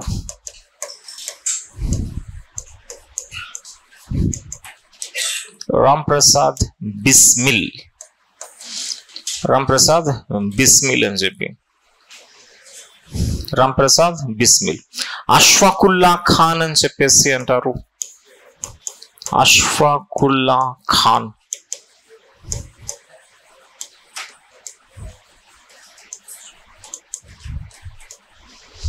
అష్ఫాకుల్లా ఖాన్ అని చెప్పి. ఇక మన చంద్రశేఖర్ ఆజాద్ అని చెప్పి ఉంటాడు.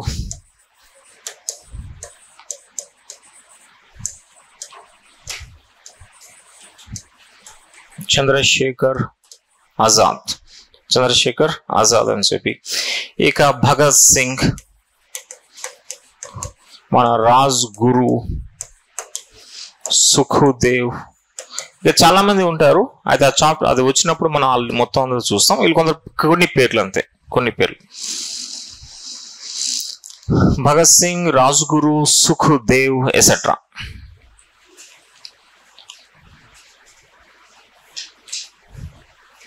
భగత్ సింగ్, రాజ్గురు, సుఖ్దేవ్ ఎసెట్రా అని చెప్పేసి. ఓకే, వీళ్ళు మన యొక్క విప్లవాత్మక తీవ్రవాద నాయకులు. సో ఇప్పుడు మనం కంపారిజన్ చూసామా అంతే. మన జాతీయ ఉద్యమంలో బ్రిటిష్ కి వ్యతిరేకంగా ఉద్యమాలు జరిగినాయి. మితవాద ఉద్యమం, అతివాద ఉద్యమం, విప్లవాత్మక ఉద్యమం. ఇప్పుడు కంపేర్ చేసినప్పుడు ఫస్ట్ ఎయిమ్స్, లక్ష్యాలు. మితవాద లక్ష్యాలు ఏంది? రిఫార్మ్స్. ఆ రిఫార్మ్స్ లో ప్రముఖమైనది రెస్పాన్సిబుల్ గవర్నమెంట్. అతివాద లక్ష్యం ఏంటి? స్వరాజ్ మెయిన్. విప్లవ లక్ష్యం ఏంది? బ్రిటిష్ ని తరిమి కొట్టడం. మరి ఆ లక్ష్యాలు సాధించుకోవడం కోసం ఈ నాయకులు వాళ్ళ పద్ధతులు వాళ్ళు ఫాలో అయినారు. మితవాద పద్ధతి ఏంటి? Triple P. అతివాద పద్ధతి ఏంటి? భారీ ఊరేగింపులు తీయడం. మరి విప్లవకారుల పద్ధతి ఏంది? దాడి చేసేయడం. మితవాద నాయకులు ఎవరు? గోఖలే, దాదాబాయి నౌరోజీ ఎసెట్రా. అతివాద నాయకులు ఎవరు? లాల్ బాల్ పాల్ అరబిందో. విప్లవకారులు అంటే చాపేకర్ బ్రదర్స్, బిస్మిల్, అష్ఫాకుల్లా ఎసెట్రా అని చెప్పేసి అంటాం. So simple. ఇప్పుడు ఈ మూడు కంపారిజన్ మనం చేస్తున్నాము ఇప్పుడు. అయితే ఇప్పుడు ఏం ప్రశ్నలు ఏమొస్తాయి అంటే, ఇప్పుడు ఈ మితవాద నాయకులు అని చెప్పేసి అన్నాంగా, ఈ మితవాద నాయకుల్లో మనకి గోపాలకృష్ణ గోఖలే, దాదాబాయి నౌరోజీ ఉన్నారు కదా, వాళ్ళకి సంబంధించి ప్రశ్నలు అడుగుతాడు. గోపాలకృష్ణ గోఖలే ఆయనకు సంబంధించినటువంటి అంశాలు, దాదాబాయి నౌరోజీ ఆయనకు బిరుదులు, ఆయన పత్రిక, ఆయన పుస్తకం, ఆయన స్థాపన, సేమ్ ఎస్ఎన్ బెనర్జీ, ఆనంద మోహన్ బోస్, ఫిరోజ్ షా మెహతా, బద్రుద్దీన్ తయాబ్జీ ఎసెట్రా వీళ్ళందరికి సంబంధించి మనం చూడాలి. మళ్ళీ అతివాదుల కోసం, అతివాదులు లాల్ బాల్ పాల్ అరబిందో ఘోష్ నలుగురు గురించి తెలుసుకోవాలి. అతను విప్లవకారుల్లో వస్తాం. విప్లవకారుల్లో ఎవరిపైన ఎవరెవరు దాడి చేసినారు, ఏ వ్యక్తి ఏ బ్రిటిష్ ఆఫీసర్ ని చంపినాడు అన్నది కొన్ని కాన్స్పిరసీస్ వస్తాయి, కొన్ని కుట్రలు ఉంటాయి. ఆ కుట్రలు, ఆ దాడులు ఏంటో తెలుసుకుంటాం. దాంతో ఈ మూడు భాగాలు అయిపోతే తర్వాత వామపక్షాల్లోకి వస్తాం. ఆ తర్వాత గాంధీ యుగంలోకి వస్తాం. గాంధీ యుగంలోకి వచ్చినప్పుడు ఉద్యమాలు వస్తాయి. ఈ సహాయ నిరాకరణ, సైమన్ గో బ్యాక్, శాసన ఉల్లంఘన, క్విట్ ఇండియా, ఇటువంటి ఉద్యమాలు ఉన్నాయి కదా. ఈ ఉద్యమాలన్నీ మెయిన్ గా వచ్చేది గాంధీ యుగంలో వస్తాయి మనకి. ఇక్కడ ఏంటంటే మెయిన్లీ ఆ ఇండివిజువల్ లీడర్స్ ఉన్నారు కదా, ఆ లీడర్స్ యొక్క స్టోరీ వస్తాయి. ఇప్పుడు మితవాద నాయకులు వాళ్ళకి సంబంధించిన స్టోరీలు, అతివాద నాయకులు వాళ్ళ స్టోరీ, విప్లవకారులు ఆ నాయకుల దాడులు. సో ఇప్పుడు మనం ఏం చేయాలంటే, ఇప్పుడు ఈ చాప్టర్ ని 6 కాలమ్స్ లో విభజించాలి. ఫస్ట్ కాలంలో ఆ వ్యక్తి యొక్క పేరు, ఆ నాయకుడి యొక్క పేరు, సేమ్ గతంలో చూసాం కదా ఆ విధంగానే. రెండో కాలంలో పత్రిక. నెక్స్ట్ కాలం మనిషి వ్యక్తి తర్వాత బిరుదు తర్వాత పత్రిక తర్వాత పుస్తకం తర్వాత సంస్థ తర్వాత ప్రత్యేకత. ఇప్పుడు ఈ 6 కాలమ్స్ లో వీళ్ళ గురించి మనం చూడబోతూ ఉన్నాం. సో ఇప్పుడు 6 కాలమ్స్ చేయండి మీ మొత్తం యొక్క పుస్తకాన్ని. ఇందులో పేరు,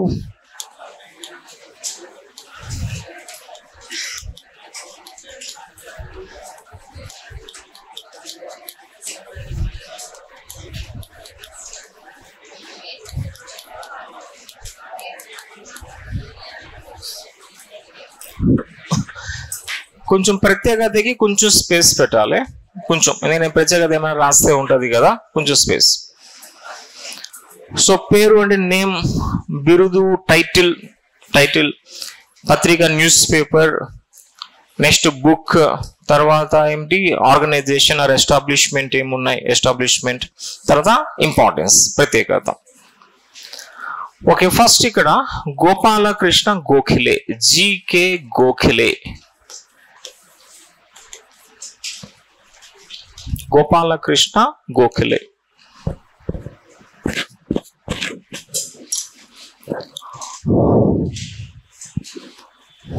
ఓకే, గోపాలకృష్ణ గోఖలే ఈయన బిరుదులు మనం చూసాం అనుకోండి.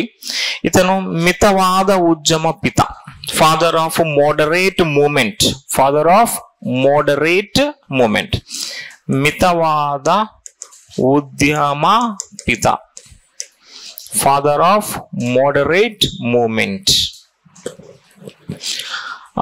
జాతీయ స్థాయిలో ప్రజల్ని ఏకం చేయడంలో కీ రోల్ ప్లే చేశాడని చెప్పి కొందరు ఇతన్ని ఏమన్నారంటే జాతీయ ఉద్యమ పిత, father of national movement.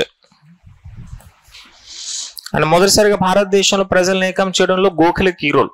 Gandhiji ఇప్పుడు 1920 తర్వాత ఫేమస్ ఈయన అందరి ముందు ఉన్నాడు. ఈయన జాతీయ ఉద్యమ పిత, మితవాద ఉద్యమ పిత. నెక్స్ట్ ఇతన్ని అంటారు ఆధునిక మొదటి రాజనీతిజ్ఞుడు అని చెప్పిండ్రు. అంటే మొదటి ఆధునిక రాజనీతిజ్ఞుడు, modern first political statesmen. Political statesmen తెలుగులో ఆధునిక మొదటి రాజనీతిజ్ఞుడు. ఆధునిక మొదటి రాజనీతిజ్ఞుడు పొలిటికల్ స్టేట్స్మెన్ అని చెప్పేసి అంటాం. Political statesmen. నెక్స్ట్ ఇతన్ని అంటారు పవిత్ర గంగా నది అని చెప్పేసి అంటాడు ఒకడు. సో హోలీ గ్యాంజెస్ అని చెప్పి పిలుస్తాడు ఇతన్ని.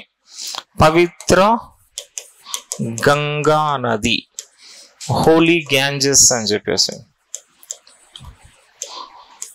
So who called Gopalakrishna Gokhale as holy Ganges? అంటే గోపాలకృష్ణ గోఖలేని పవిత్ర గంగా నది అని ఎవరు చెప్పినారంటే మన గాంధీజీ చెప్పినాడట.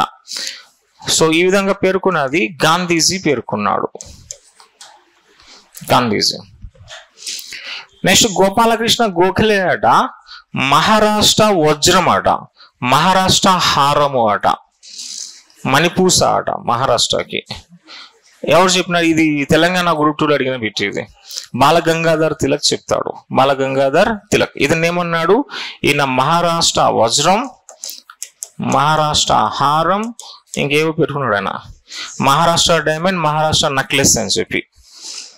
నెక్లెసే కదా హారం అంటే. Okay. So Maharashtra diamond, Maharashtra necklace ఎవడు అంటే ఈ గోఖలే అని ఎవరు చెప్పారు? తిలక్ చెప్పాడు. తిలక్. ఇది తెలంగాణ గ్రూప్ 2లో అడిగిన బిట్. ఇది మొన్నటికంటే అంతకుముందు జరిగిన గ్రూప్ 2లో అడిగిన బిట్ ఇది. సో గోపాలకృష్ణ గోఖలేను మహారాష్ట్ర వజ్రము హారము అని చెప్పి ఎవరు పేర్కొన్నాడు అని చెప్పి అన్నాడు? తిలక్. అదే పవిత్ర గంగా నది ఎవరు పేర్కొన్నారు అంటే గాంధీజీ అని చెప్పేసి అంటారు. ఓకే. ఇప్పుడు ఈయన పత్రికకి వస్తే, పత్రిక గోపాలకృష్ణ గోఖలే పత్రిక రాష్ట్ర సభ సమాచార్ అంటారు. రాష్ట్ర సభ, రాష్ట్ర సభ సమాచార్. సో రాష్ట్ర సభ సమాచార్ అని చెప్పి. సో రాష్ట్ర సభ సమాచార్ అనే పత్రిక గోపాలకృష్ణ గోఖలేది. నెక్స్ట్ ఇతను కొన్ని పత్రికలకి ఎడిటర్ గా పనిచేస్తున్నాడు ఈయన. అలాగే కొన్ని పత్రికలు ఇతను ఎడిటర్ గా, సంపాదకుడిగా పనిచేసినవి. అదేదంటే ఒకటి సుధారక్ అని చెప్పి అంటారు.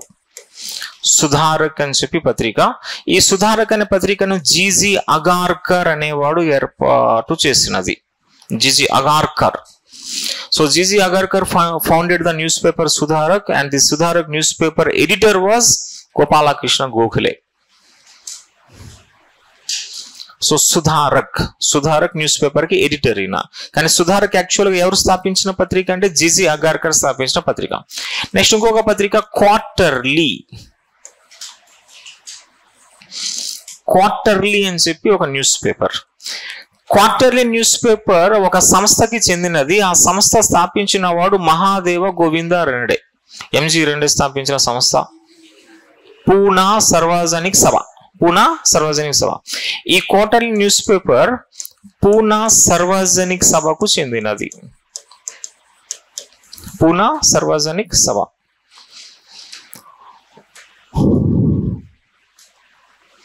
So Gopalakrishna Gokhale was the editor of Sudharak and Quarterly. Sudharak was published by, founded by G.G. Agarkar. Quarterly newspaper belongs to Pune Sarvajanik Sabha. అయితే ఈయన స్వయంగా స్థాపించి సంపాదకీయం చేసిన పత్రిక గోఖలేది రాష్ట్ర సభ సమాచారం. ఇక పుస్తకం, ఈయన రాసిన పుస్తకం, అందువల్ల ఇతన్ని రాజనీతిజ్ఞుడు అని చెప్పేసి అన్న, పొలిటికల్ స్టేట్స్మెన్ అని చెప్పేసి అన్న, మోడర్న్ పొలిటికల్ స్టేట్స్మెన్ అయినా. ఆ పుస్తకం ప్రిన్సిపల్స్ ఆఫ్ పొలిటికల్ సైన్స్ అంటారు. ఈయన రాసిన పుస్తకం principles of political science. So principles of political science అనే పుస్తకాన్ని రాసినాడు. ఇది ఒక పుస్తకం. ఏంది? Principles of political science. ఇక సంస్థ, గోపాలకృష్ణ గోఖలే స్థాపించిన ప్రఖ్యాత సంస్థ. ఆయన అనేక సంస్థలతో అసోసియేట్ ఉన్నాడు, కానీ ఆయన మేజర్ సంస్థ పూణేలో ఏర్పడింది. 1905లో ఏర్పడింది. దేశానికి సేవ చేయడం కోసం ఏర్పడింది. ఇది గతంలో అడిగిన బిట్. ఆ సంస్థ పేరే servants of India society 1905 Pune. ఈయన స్థాపించిన సంస్థ పేరు సర్వెంట్స్ ఆఫ్ ఇండియా సొసైటీ. ఇది పూణేలో ఏర్పడింది 1905లో. For the service of the nation, దేశానికి సేవ చేయడం కోసం. ఆ పేరు చెప్పేస్తుంది, సర్వెంట్స్ ఆఫ్ ఇండియా, దేశానికి సేవకులు వీళ్ళు. సర్వెంట్స్ ఆఫ్ ఇండియా సొసైటీ పూణేలో 1905లో ఏర్పాటు చేశాడు మన గోఖలే. అయితే ఈ సర్వెంట్స్ ఆఫ్ ఇండియా సొసైటీ ఒక పత్రిక ఉంది. Servants of India society published A news paper. దాని పేరే, దాని అనడం హితవాద అంటారు. హితవాద.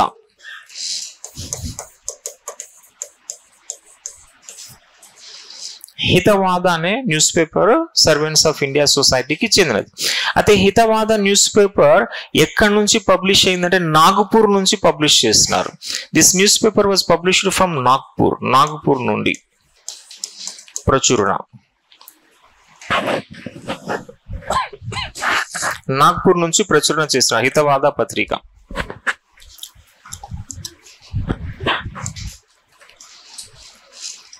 ఓకే, ఇది సర్వెంట్స్ ఆఫ్ ఇండియా సొసైటీ అని చెప్పి అంటాం.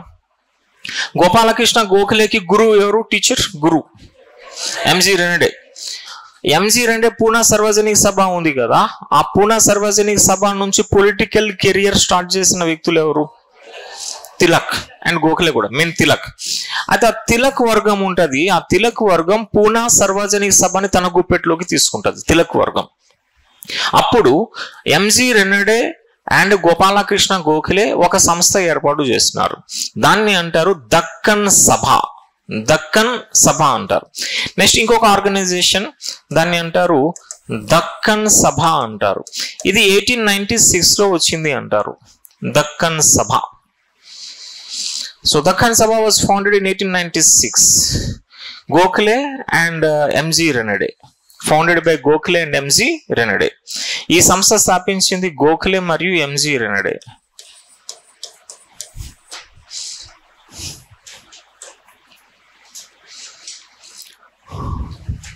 అయితే ఎంజీ రెనడే గోపాలకృష్ణ గోఖలేకి చాలా ఇంపార్టెన్స్ ఇచ్చేవాడట. ఎంతగా అంటే ఎంజీ రెనడే యొక్క మానస పుత్రుడు ఎవరు అంటే గోపాలకృష్ణ గోఖలే అంటారు. ఒక ప్రత్యేకత పాయింట్, ప్రత్యేకత. సంస్థలు ఈ రెండు, servants of India society and Deccan సభ, ఈ రెండు సంస్థలు గోపాలకృష్ణ గోఖలే. ప్రత్యేకత వస్తే ఎంజీ రెనడే యొక్క మానస పుత్రుడు మన గోపాలకృష్ణ గోఖలే.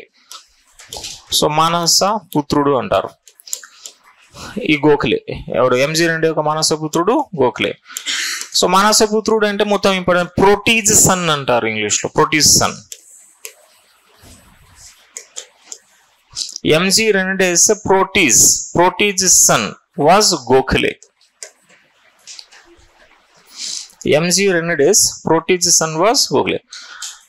మన గోఖలేని పొలిటికల్ గురువుగా ఎవరు పేర్కొన్నారు? గాంధీజీ. గాంధీజీ తన రాజకీయ గురువు అని గోఖలేని అంటాడు. గోఖలేకి గురువు గోఖలే అండ్ మానస తండ్రి అనవచ్చా? మానస పుత్రుడు, మానస తండ్రి. Okay, MG Ranade. MG Ranade యొక్క శిష్యుడు గోఖలే, గోఖలే శిష్యుడు గాంధీ. అదే గాంధీజీకి 4 మగబిడ్డలు ఉన్నారు.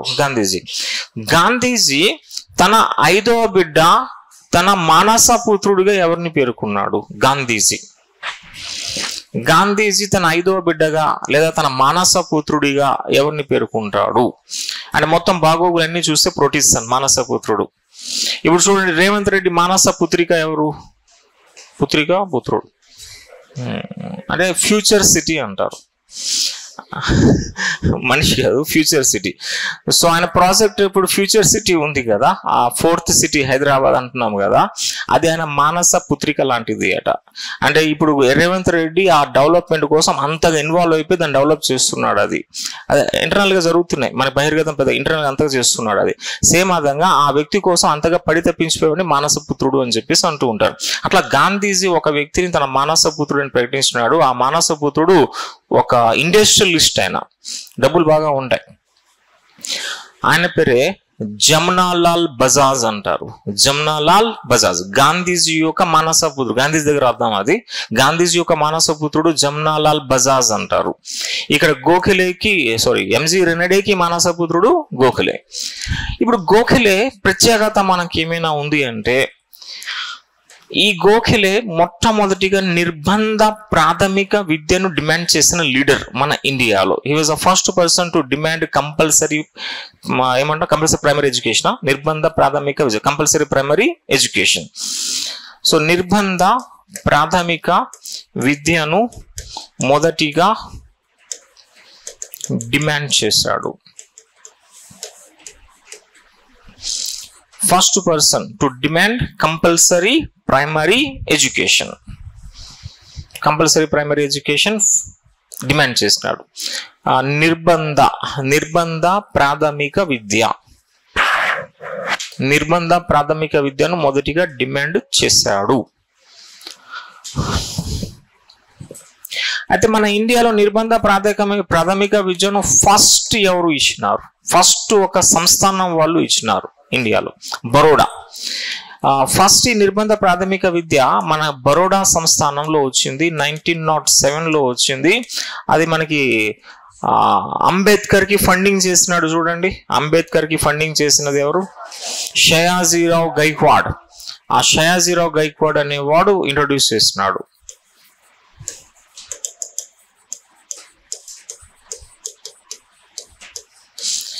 ఈ షయాజీరావు గైక్వాడ్ యొక్క మదర్ ఉంటుంది. ఆ మదర్ జమునాదేవి అంటారు.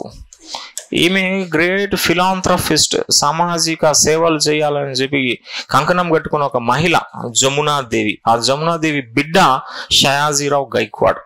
షయాజీరావు గైక్వాడ్ బరోడాలో నిర్బంధ ప్రాథమిక విద్య కల్పించినాడు తన తల్లి జమునాదేవి పేరు మీదుగా.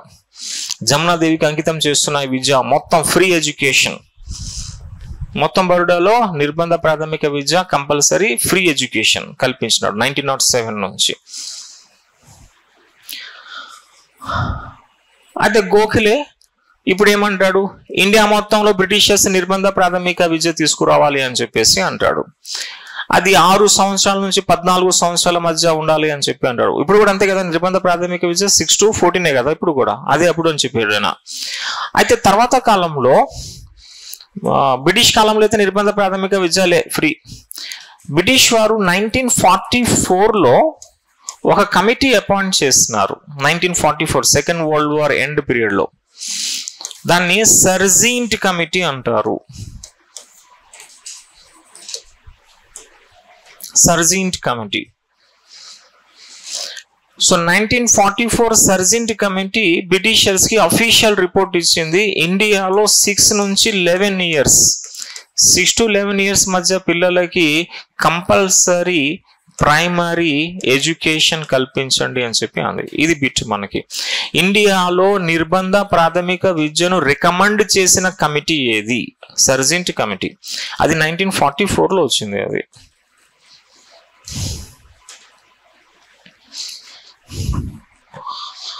అదే ఫస్ట్ డిమాండ్ చేసింది నిర్బంధ ప్రాథమిక విద్యను అయితే గోపాలకృష్ణ గోఖలే అంటారు. గోపాలకృష్ణ గోఖలే. అయితే చట్టసభలో కూడా ఆయన ఒక తీర్మానం చేసినాడట గోపాలకృష్ణ గోఖలే, నిర్బంధ ప్రాథమిక విద్య ఉండాలని చెప్పి. అలా నిర్బంధ ప్రాథమిక విద్య కోసం గోఖలే చేసిన తీర్మానాన్ని గోఖలే రిజల్యూషన్ అంటారు. గోఖలే తీర్మానం, గోఖలే రిజల్యూషన్.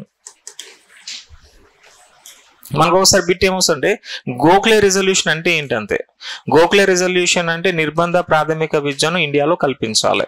అదే Gokhale resolution. Compulsory primary education to the people, that means children, the age between 6 to 14 years. Gokhale తీర్మానంలో ఏజ్ 6 to 14 ఇయర్స్ మధ్య, 6 to 14 ఇయర్స్. సర్జెంట్ కమిటీ 1944లో రికమెండ్ చేసిన దాని ప్రకారంగా ఏజ్ లిమిట్ 6 to 11 అని చెప్పేసి అంటారు. ఓకే, మన గోపాలకృష్ణ గోఖలే ఇతను ఒక బ్రాహ్మణుడు. రత్నగిరి జిల్లా, మహారాష్ట్ర, రత్నగిరి అని చెప్పేసి అంటాం. ఈ రత్నగిరిలో చిట్ పవన్ చిట్ పవన్ బ్రాహ్మణ కుటుంబంకి చెందినవాడు. So Gopalakrishna Gokhale belongs to Ratnagiri, Maharashtra. He belongs to Chit Pawan Brahmin family. Chit Pawan.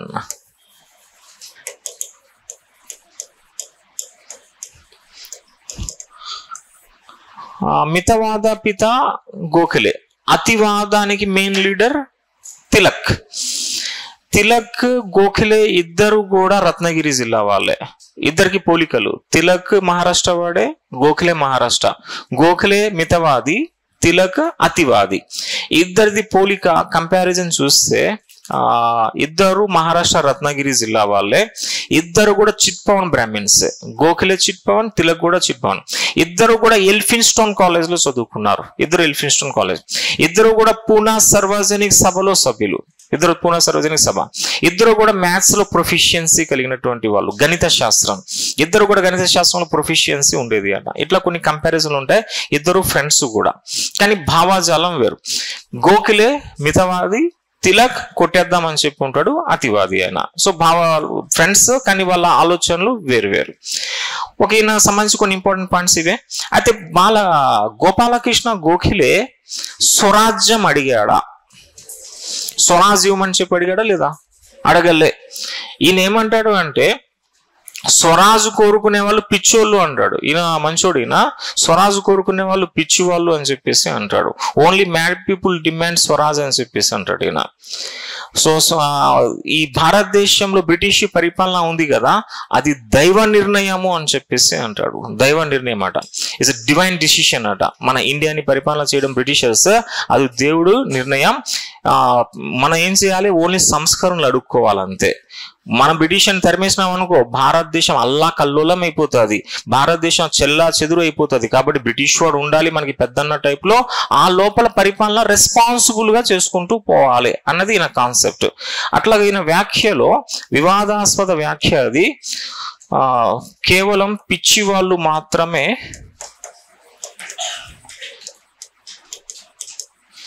స్వరాజ్ను కోరుకుంటారు. Only mad people demand Swaraj. Only mad people demand Swaraj అని చెప్పేసి అంటారు. It's the Britishers ruling India is a divine decision అని చెప్పేసి అంటాడు. is a divine decision. So భారతదేశాన్ని British వారు పాలించుట దైవ నిర్ణయం. So Britishers ruling India is a divine decision. Is a divine decision, దైవ నిర్ణయం అని చెప్పేసి అంటాడు. ఇంకా ఇతనే అంటాడు, బ్రిటిష్ వాళ్ళు అనుకుంటే కాంగ్రెస్ పార్టీని 5 నిమిషాల్లోనే అణిచివేస్తారని చెప్పేసి అంటాడు ఈయన. So British can suppress Congress party in 5 minutes.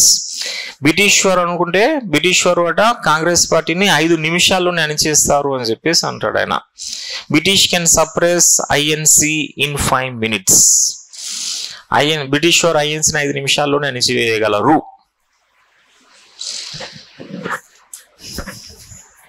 ఇది మనకి స్టేట్మెంట్స్ లో వస్తుంది ప్రశ్న. అది క్రింది స్టేట్మెంట్స్ లో ఏది సరైనది అది సరైనది కాదు అని చెప్పి. అందులో ఒక స్టేట్మెంట్ ఎలా ఉంటది అంటే, గోపాలకృష్ణ గోఖలే మితవాద ఉద్యమ పిత, భారతదేశానికి స్వరాజ్యం కావాలి అని చెప్పి మెయిన్ డిమాండ్ చేసినాడు ఆయన. డిమాండ్ చేసినాడు, మెయిన్ పక్కన పెట్టేసి డిమాండ్ చేసినాడు ఆయన.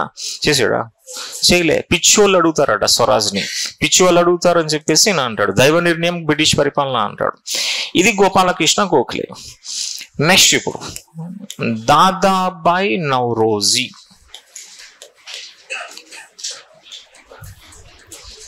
దాదాబాయి నౌరోజీ అని చెప్పేస్తున్నాం. ఇక దాదాబాయి నౌరోజీ పార్సీ వ్యక్తి. ఈయన పార్సీ వాడు. ఈయన బిరుదులు భారతదేశ కురువృద్ధుడు అని చెప్పేసి అంటాం.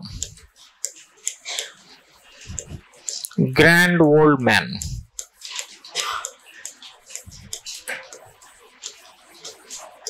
So grand old man of India.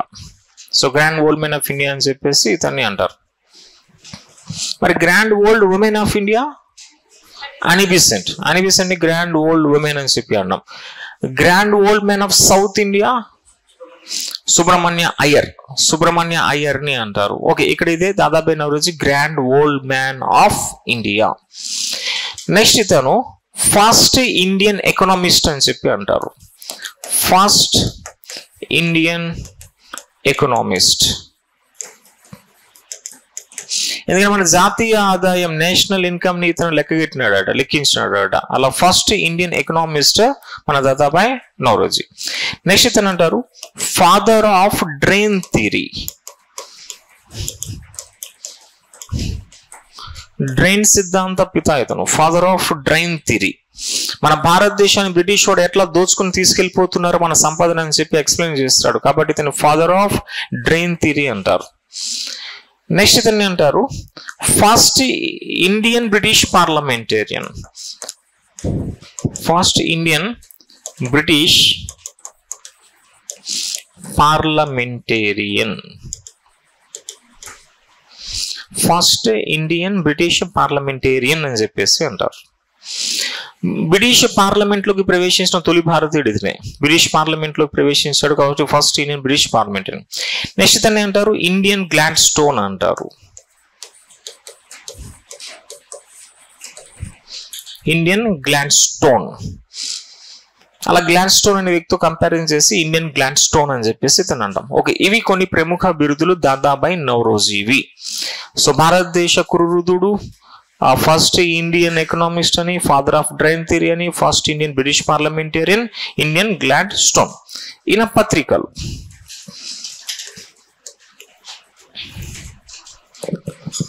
ఇతని పత్రికల్లో మన బాంబేలో ఉన్నప్పుడు ఆయన పబ్లిష్ చేసింది రాస్త్ గోఫ్తర్ అని చెప్పి అంటారు.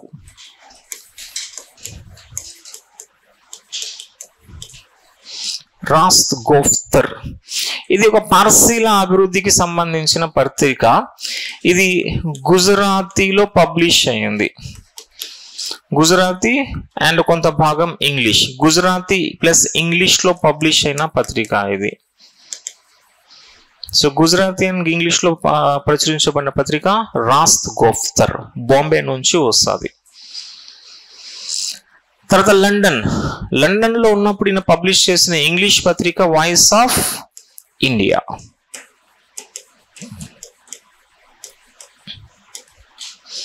వాయిస్ ఆఫ్ ఇండియా అని చెప్పేసి లండన్ లో పబ్లిష్ చేసినాడు, voice of India.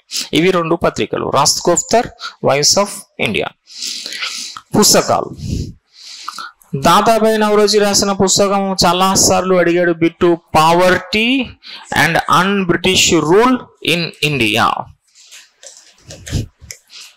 So poverty and un British rule in India. Poverty and un British rule in India అని చెప్పేసి అంటారు.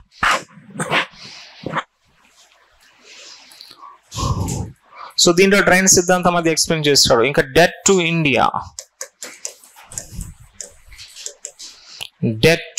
ఇండియా అని చెప్పేసి ఈ పుస్తకాల్లో డ్రైన్ సిద్ధాంతాన్ని బాగా హైలైట్. డ్రైన్ సిద్ధాంతం ఏంటి? బ్రిటిష్ వారు అట స్పాంజ్ ఉంటది కదా, స్పాంజ్ నీటిలో వేస్తే నీరంతా స్పాంజ్ లోకి వెళ్తుంది. అప్పుడు ఆ స్పాంజ్ తీసుకుని ఇట్లా స్క్వీజ్ చేస్తారు, మొత్తం ఆ సంపద బ్రిటన్ లో పడుతుంది. మళ్ళీ స్పాంజ్ తీసుకొస్తారు, మన ఇండియాలో వేస్తారు, మన సంపద నీరులాగా వెళ్ళిపోతుంది. మళ్ళీ ఆ స్పాంజ్ తీసుకుని బ్రిటన్ లో వేస్తారు, స్క్వీజ్.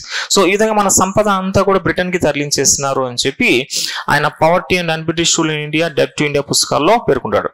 అయితే ఈ డ్రైన్ సిద్ధాంతం గురించి పేర్కొన్న పుస్తకాలు యాక్చువల్ గా మూడు ప్రముఖమైనవి. రెండు ఇది poverty and un British and debt to India. ఏది ఆ మూడో పుస్తకం? దాంట్లో డ్రైన్ సిద్ధాంతం హైలైట్ చేయబడింది. ఆ పుస్తకం పేరు ఎకనామిక్ హిస్టరీ ఆఫ్ ఇండియా.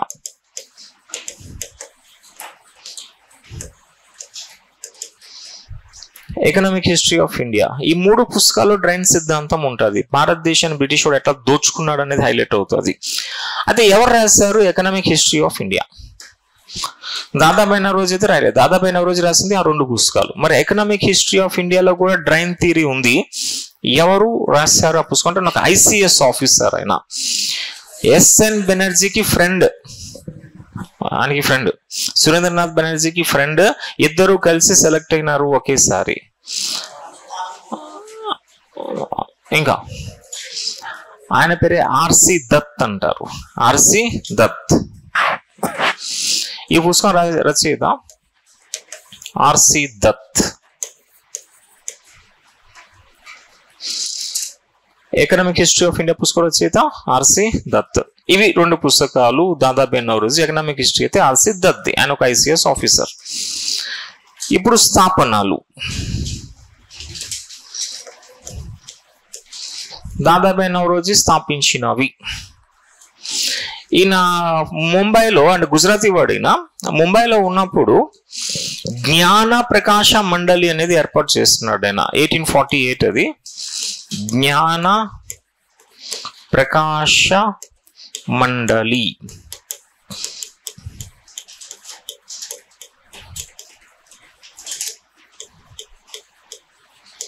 జ్ఞాన ప్రకాశ మండలి 1848లో ఆయన లండన్లో, ఇది మన ముంబైలో ఏర్పాటు చేస్తున్నాడు.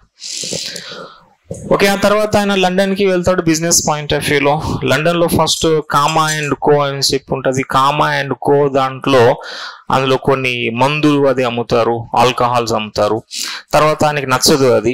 అప్పుడు ఏం చేయాలి, కామా అండ్ కో రద్దు చేసేస్తాడు. అప్పుడు ఏర్పాటు చేస్తాడు నౌరోజీ కాటన్ ట్రేడింగ్ కంపెనీ అంటాడు. నౌరోజీ కాటన్ ట్రేడింగ్ కంపెనీలో ఆయన బాగా డబ్బులు సంపాదిస్తాడు. టెక్స్టైల్ ధీరుభాయ్ అంబానీ ఎట్లా డబ్బులు సంపాదించినాడు అంటే అంతరించి కంపెనీ బాగా సంపాదించినాడు. ట్రేడింగ్ చేసి, ఆ కాటన్ ట్రేడింగ్ చేసి డబ్బులు బాగా సంపాదిస్తాడు. లండన్ లో వెల్ సెటిల్డ్ అయిపోతాడు ఈయన. తర్వాత రాజకీయాల్లోకి ప్రవేశిస్తాడు.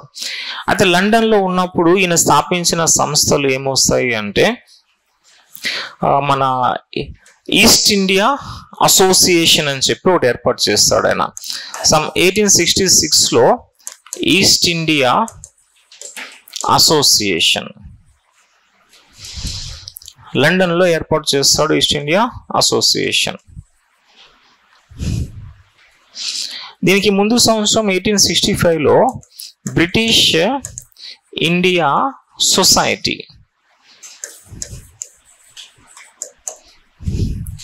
సో ఇండియన్ సొసైటీ ఒకటి, బ్రిటిష్ ఇండియా సొసైటీ అని చెప్పి 1865 దాని ముందు సంవత్సరం ఏర్పాటు చేశాడు.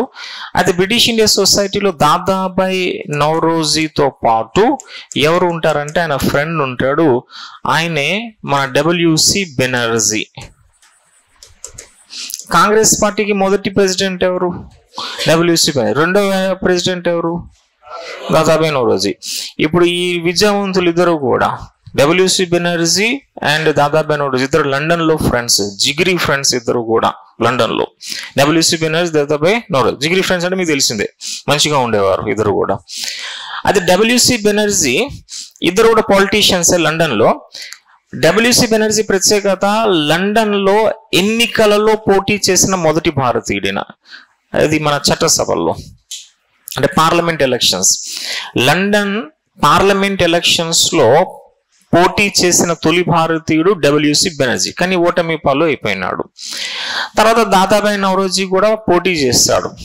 అయితే దాదాబాయి నౌరోజీ ప్రత్యేకత ఏంటి అంటే ఆయన గెలిచేసినాడు. ఆయన గెలిచేసి చట్ట సభలోకి ప్రవేశించినాడు దాదాబాయి నౌరోజీ. ఇద్దరు కూడా పాలిటీషియన్సే. ఇద్దరు కూడా లండన్ లో ఆ యొక్క లోక్సభ లాంటివి ఉంటది కదా వాళ్ళది. ఏంటి రెండు హౌసెస్ అక్కడ, బ్రిటన్ రెండు హౌసెస్, ఒకటి హౌస్ ఆఫ్ కామన్స్, ఇంకోటి హౌస్ ఆఫ్ లార్డ్స్. సెనెట్ అంటే అమెరికా మళ్ళీ. So House of Lords, House of Commons. House of Commons అంటే లోక్సభ, హౌస్ ఆఫ్ లార్డ్స్ అంటే రాజ్యసభ. ఇప్పుడు దాదాబాయి నౌరోజీ వెళ్ళింది రాజ్యసభగా లోక్సభగా? Dadabhai Naoroji first Indian British parliamentarian అయినా. So first Indian British parliamentarian Dadabhai Naoroji. ఆయన రాజ్యసభకా లోక్సభకా? ఇది హౌస్ ఆఫ్ లార్డ్స్ కా కామన్స్ కా? Commons. House of Commons election లో పోటీ చేసి విజయం సాధించినాడు. అది కూడా విజయం ఒక్కసారిలో రాలే, 4 సార్లు పోటీ చేస్తే 4వసారి గెలిచిండు ఆయన. ఎవరు? దాదాబాయి నౌరోజీ. అయితే దాదాబాయి నౌరోజీ 1892 ఆ పీరియడ్ అనుకుంటా. అది 1892లో ఈ లండన్ లో ఫిన్స్బెరీ అని చెప్పి ఉంటుంది. ఫిన్స్బెరీ కాన్స్టిట్యుయెన్సీ ఇతంది. ఫిన్స్బెరీ నియోజకవర్గం. అప్పుడు ఈయన పార్టీ పేరు Liberal party. So Finsbury constituency party Liberal party 1892లో ఈయన దాదాబాయి నౌరోజీ విజయం సాధించాడు. అయితే దాదాబాయి నౌరోజీ 1892 ఎలక్షన్ లో ఆయన ఫిన్స్బెరీలో విజయం సాధించినప్పుడు దాదాబాయి నౌరోజీ యొక్క ఫాలోవర్ ఒక యువకుడు లండన్ లో బ్యారిస్టర్ చదవడానికి వచ్చినాడు. ఆయన ఆ బ్యారిస్టర్ చదవడానికి వచ్చినాడు, లా చదవడానికి వచ్చిన యువకుడు దాదాబాయి నౌరోజీతో ప్రభావితం అయిపోయి దాదాబాయి నౌరోజీ తరపున చాలా పెద్ద ఎత్తున ఎలక్షన్ క్యాంపెయిన్ చేసినాడు. మంచి వక్త. ఎవడా వ్యక్తి? ఎవడు? దాదాబాయి నౌరోజీ యొక్క ప్రియతమ శిష్యుడు. ఆయన పేరే మొహమ్మద్ అలీ జిన్నా. ఈ పాకిస్తాన్ కి పితామహుడికి పేరుకున్న మొహమ్మద్ అలీ జిన్నా ఉన్నాడు కదా, జిన్నా ఆయన బ్యారిస్టర్, ఆయన లండన్ లో చదువుకున్నాడు. ఆయనకి మాట తీరు ఎక్కువ. ఏ పార్టీ వాడు Jinnah? Congress party. First Congress party తర్వాత ముస్లిం లీగ్ లోకి పోయినాడు ఆయన. ఈ జిన్నా ఈ గురువు ఎవరు అంటే ఈ దాదాబాయి నౌరోజీ. దాదాబాయి నౌరోజీ 1892 లండన్ లో ఎలక్షన్ లో విజయం సాధించడంలో ఈ యువకుడి రోల్ చాలా ఎక్కువగా ఉంటుందట. జిన్నా స్పీచెస్, జిన్నా ఆర్గనైజేషన్ అది కూడా చాలా యాక్టివ్ గా పనిచేసిందని చెప్పి అంటారు. ఒక British India society, east India association, ఈ రెండు ప్రముఖ సంస్థలు లండన్ లో స్థాపించినాడు దాదాబాయి నౌరోజీ. అయితే దాదాబాయి నౌరోజీ ఒక మంచి ఫ్రెండ్ అక్కడ డబ్ల్యూసి బెనర్జీ. ఇవి స్థాపనలు. ఇప్పుడు ప్రత్యేకతకి వస్తుంది ఏంది, ఏమేమి చేస్తున్నాడు అని చెప్పేసి రేపు చూద్దాం. Okay, thank you.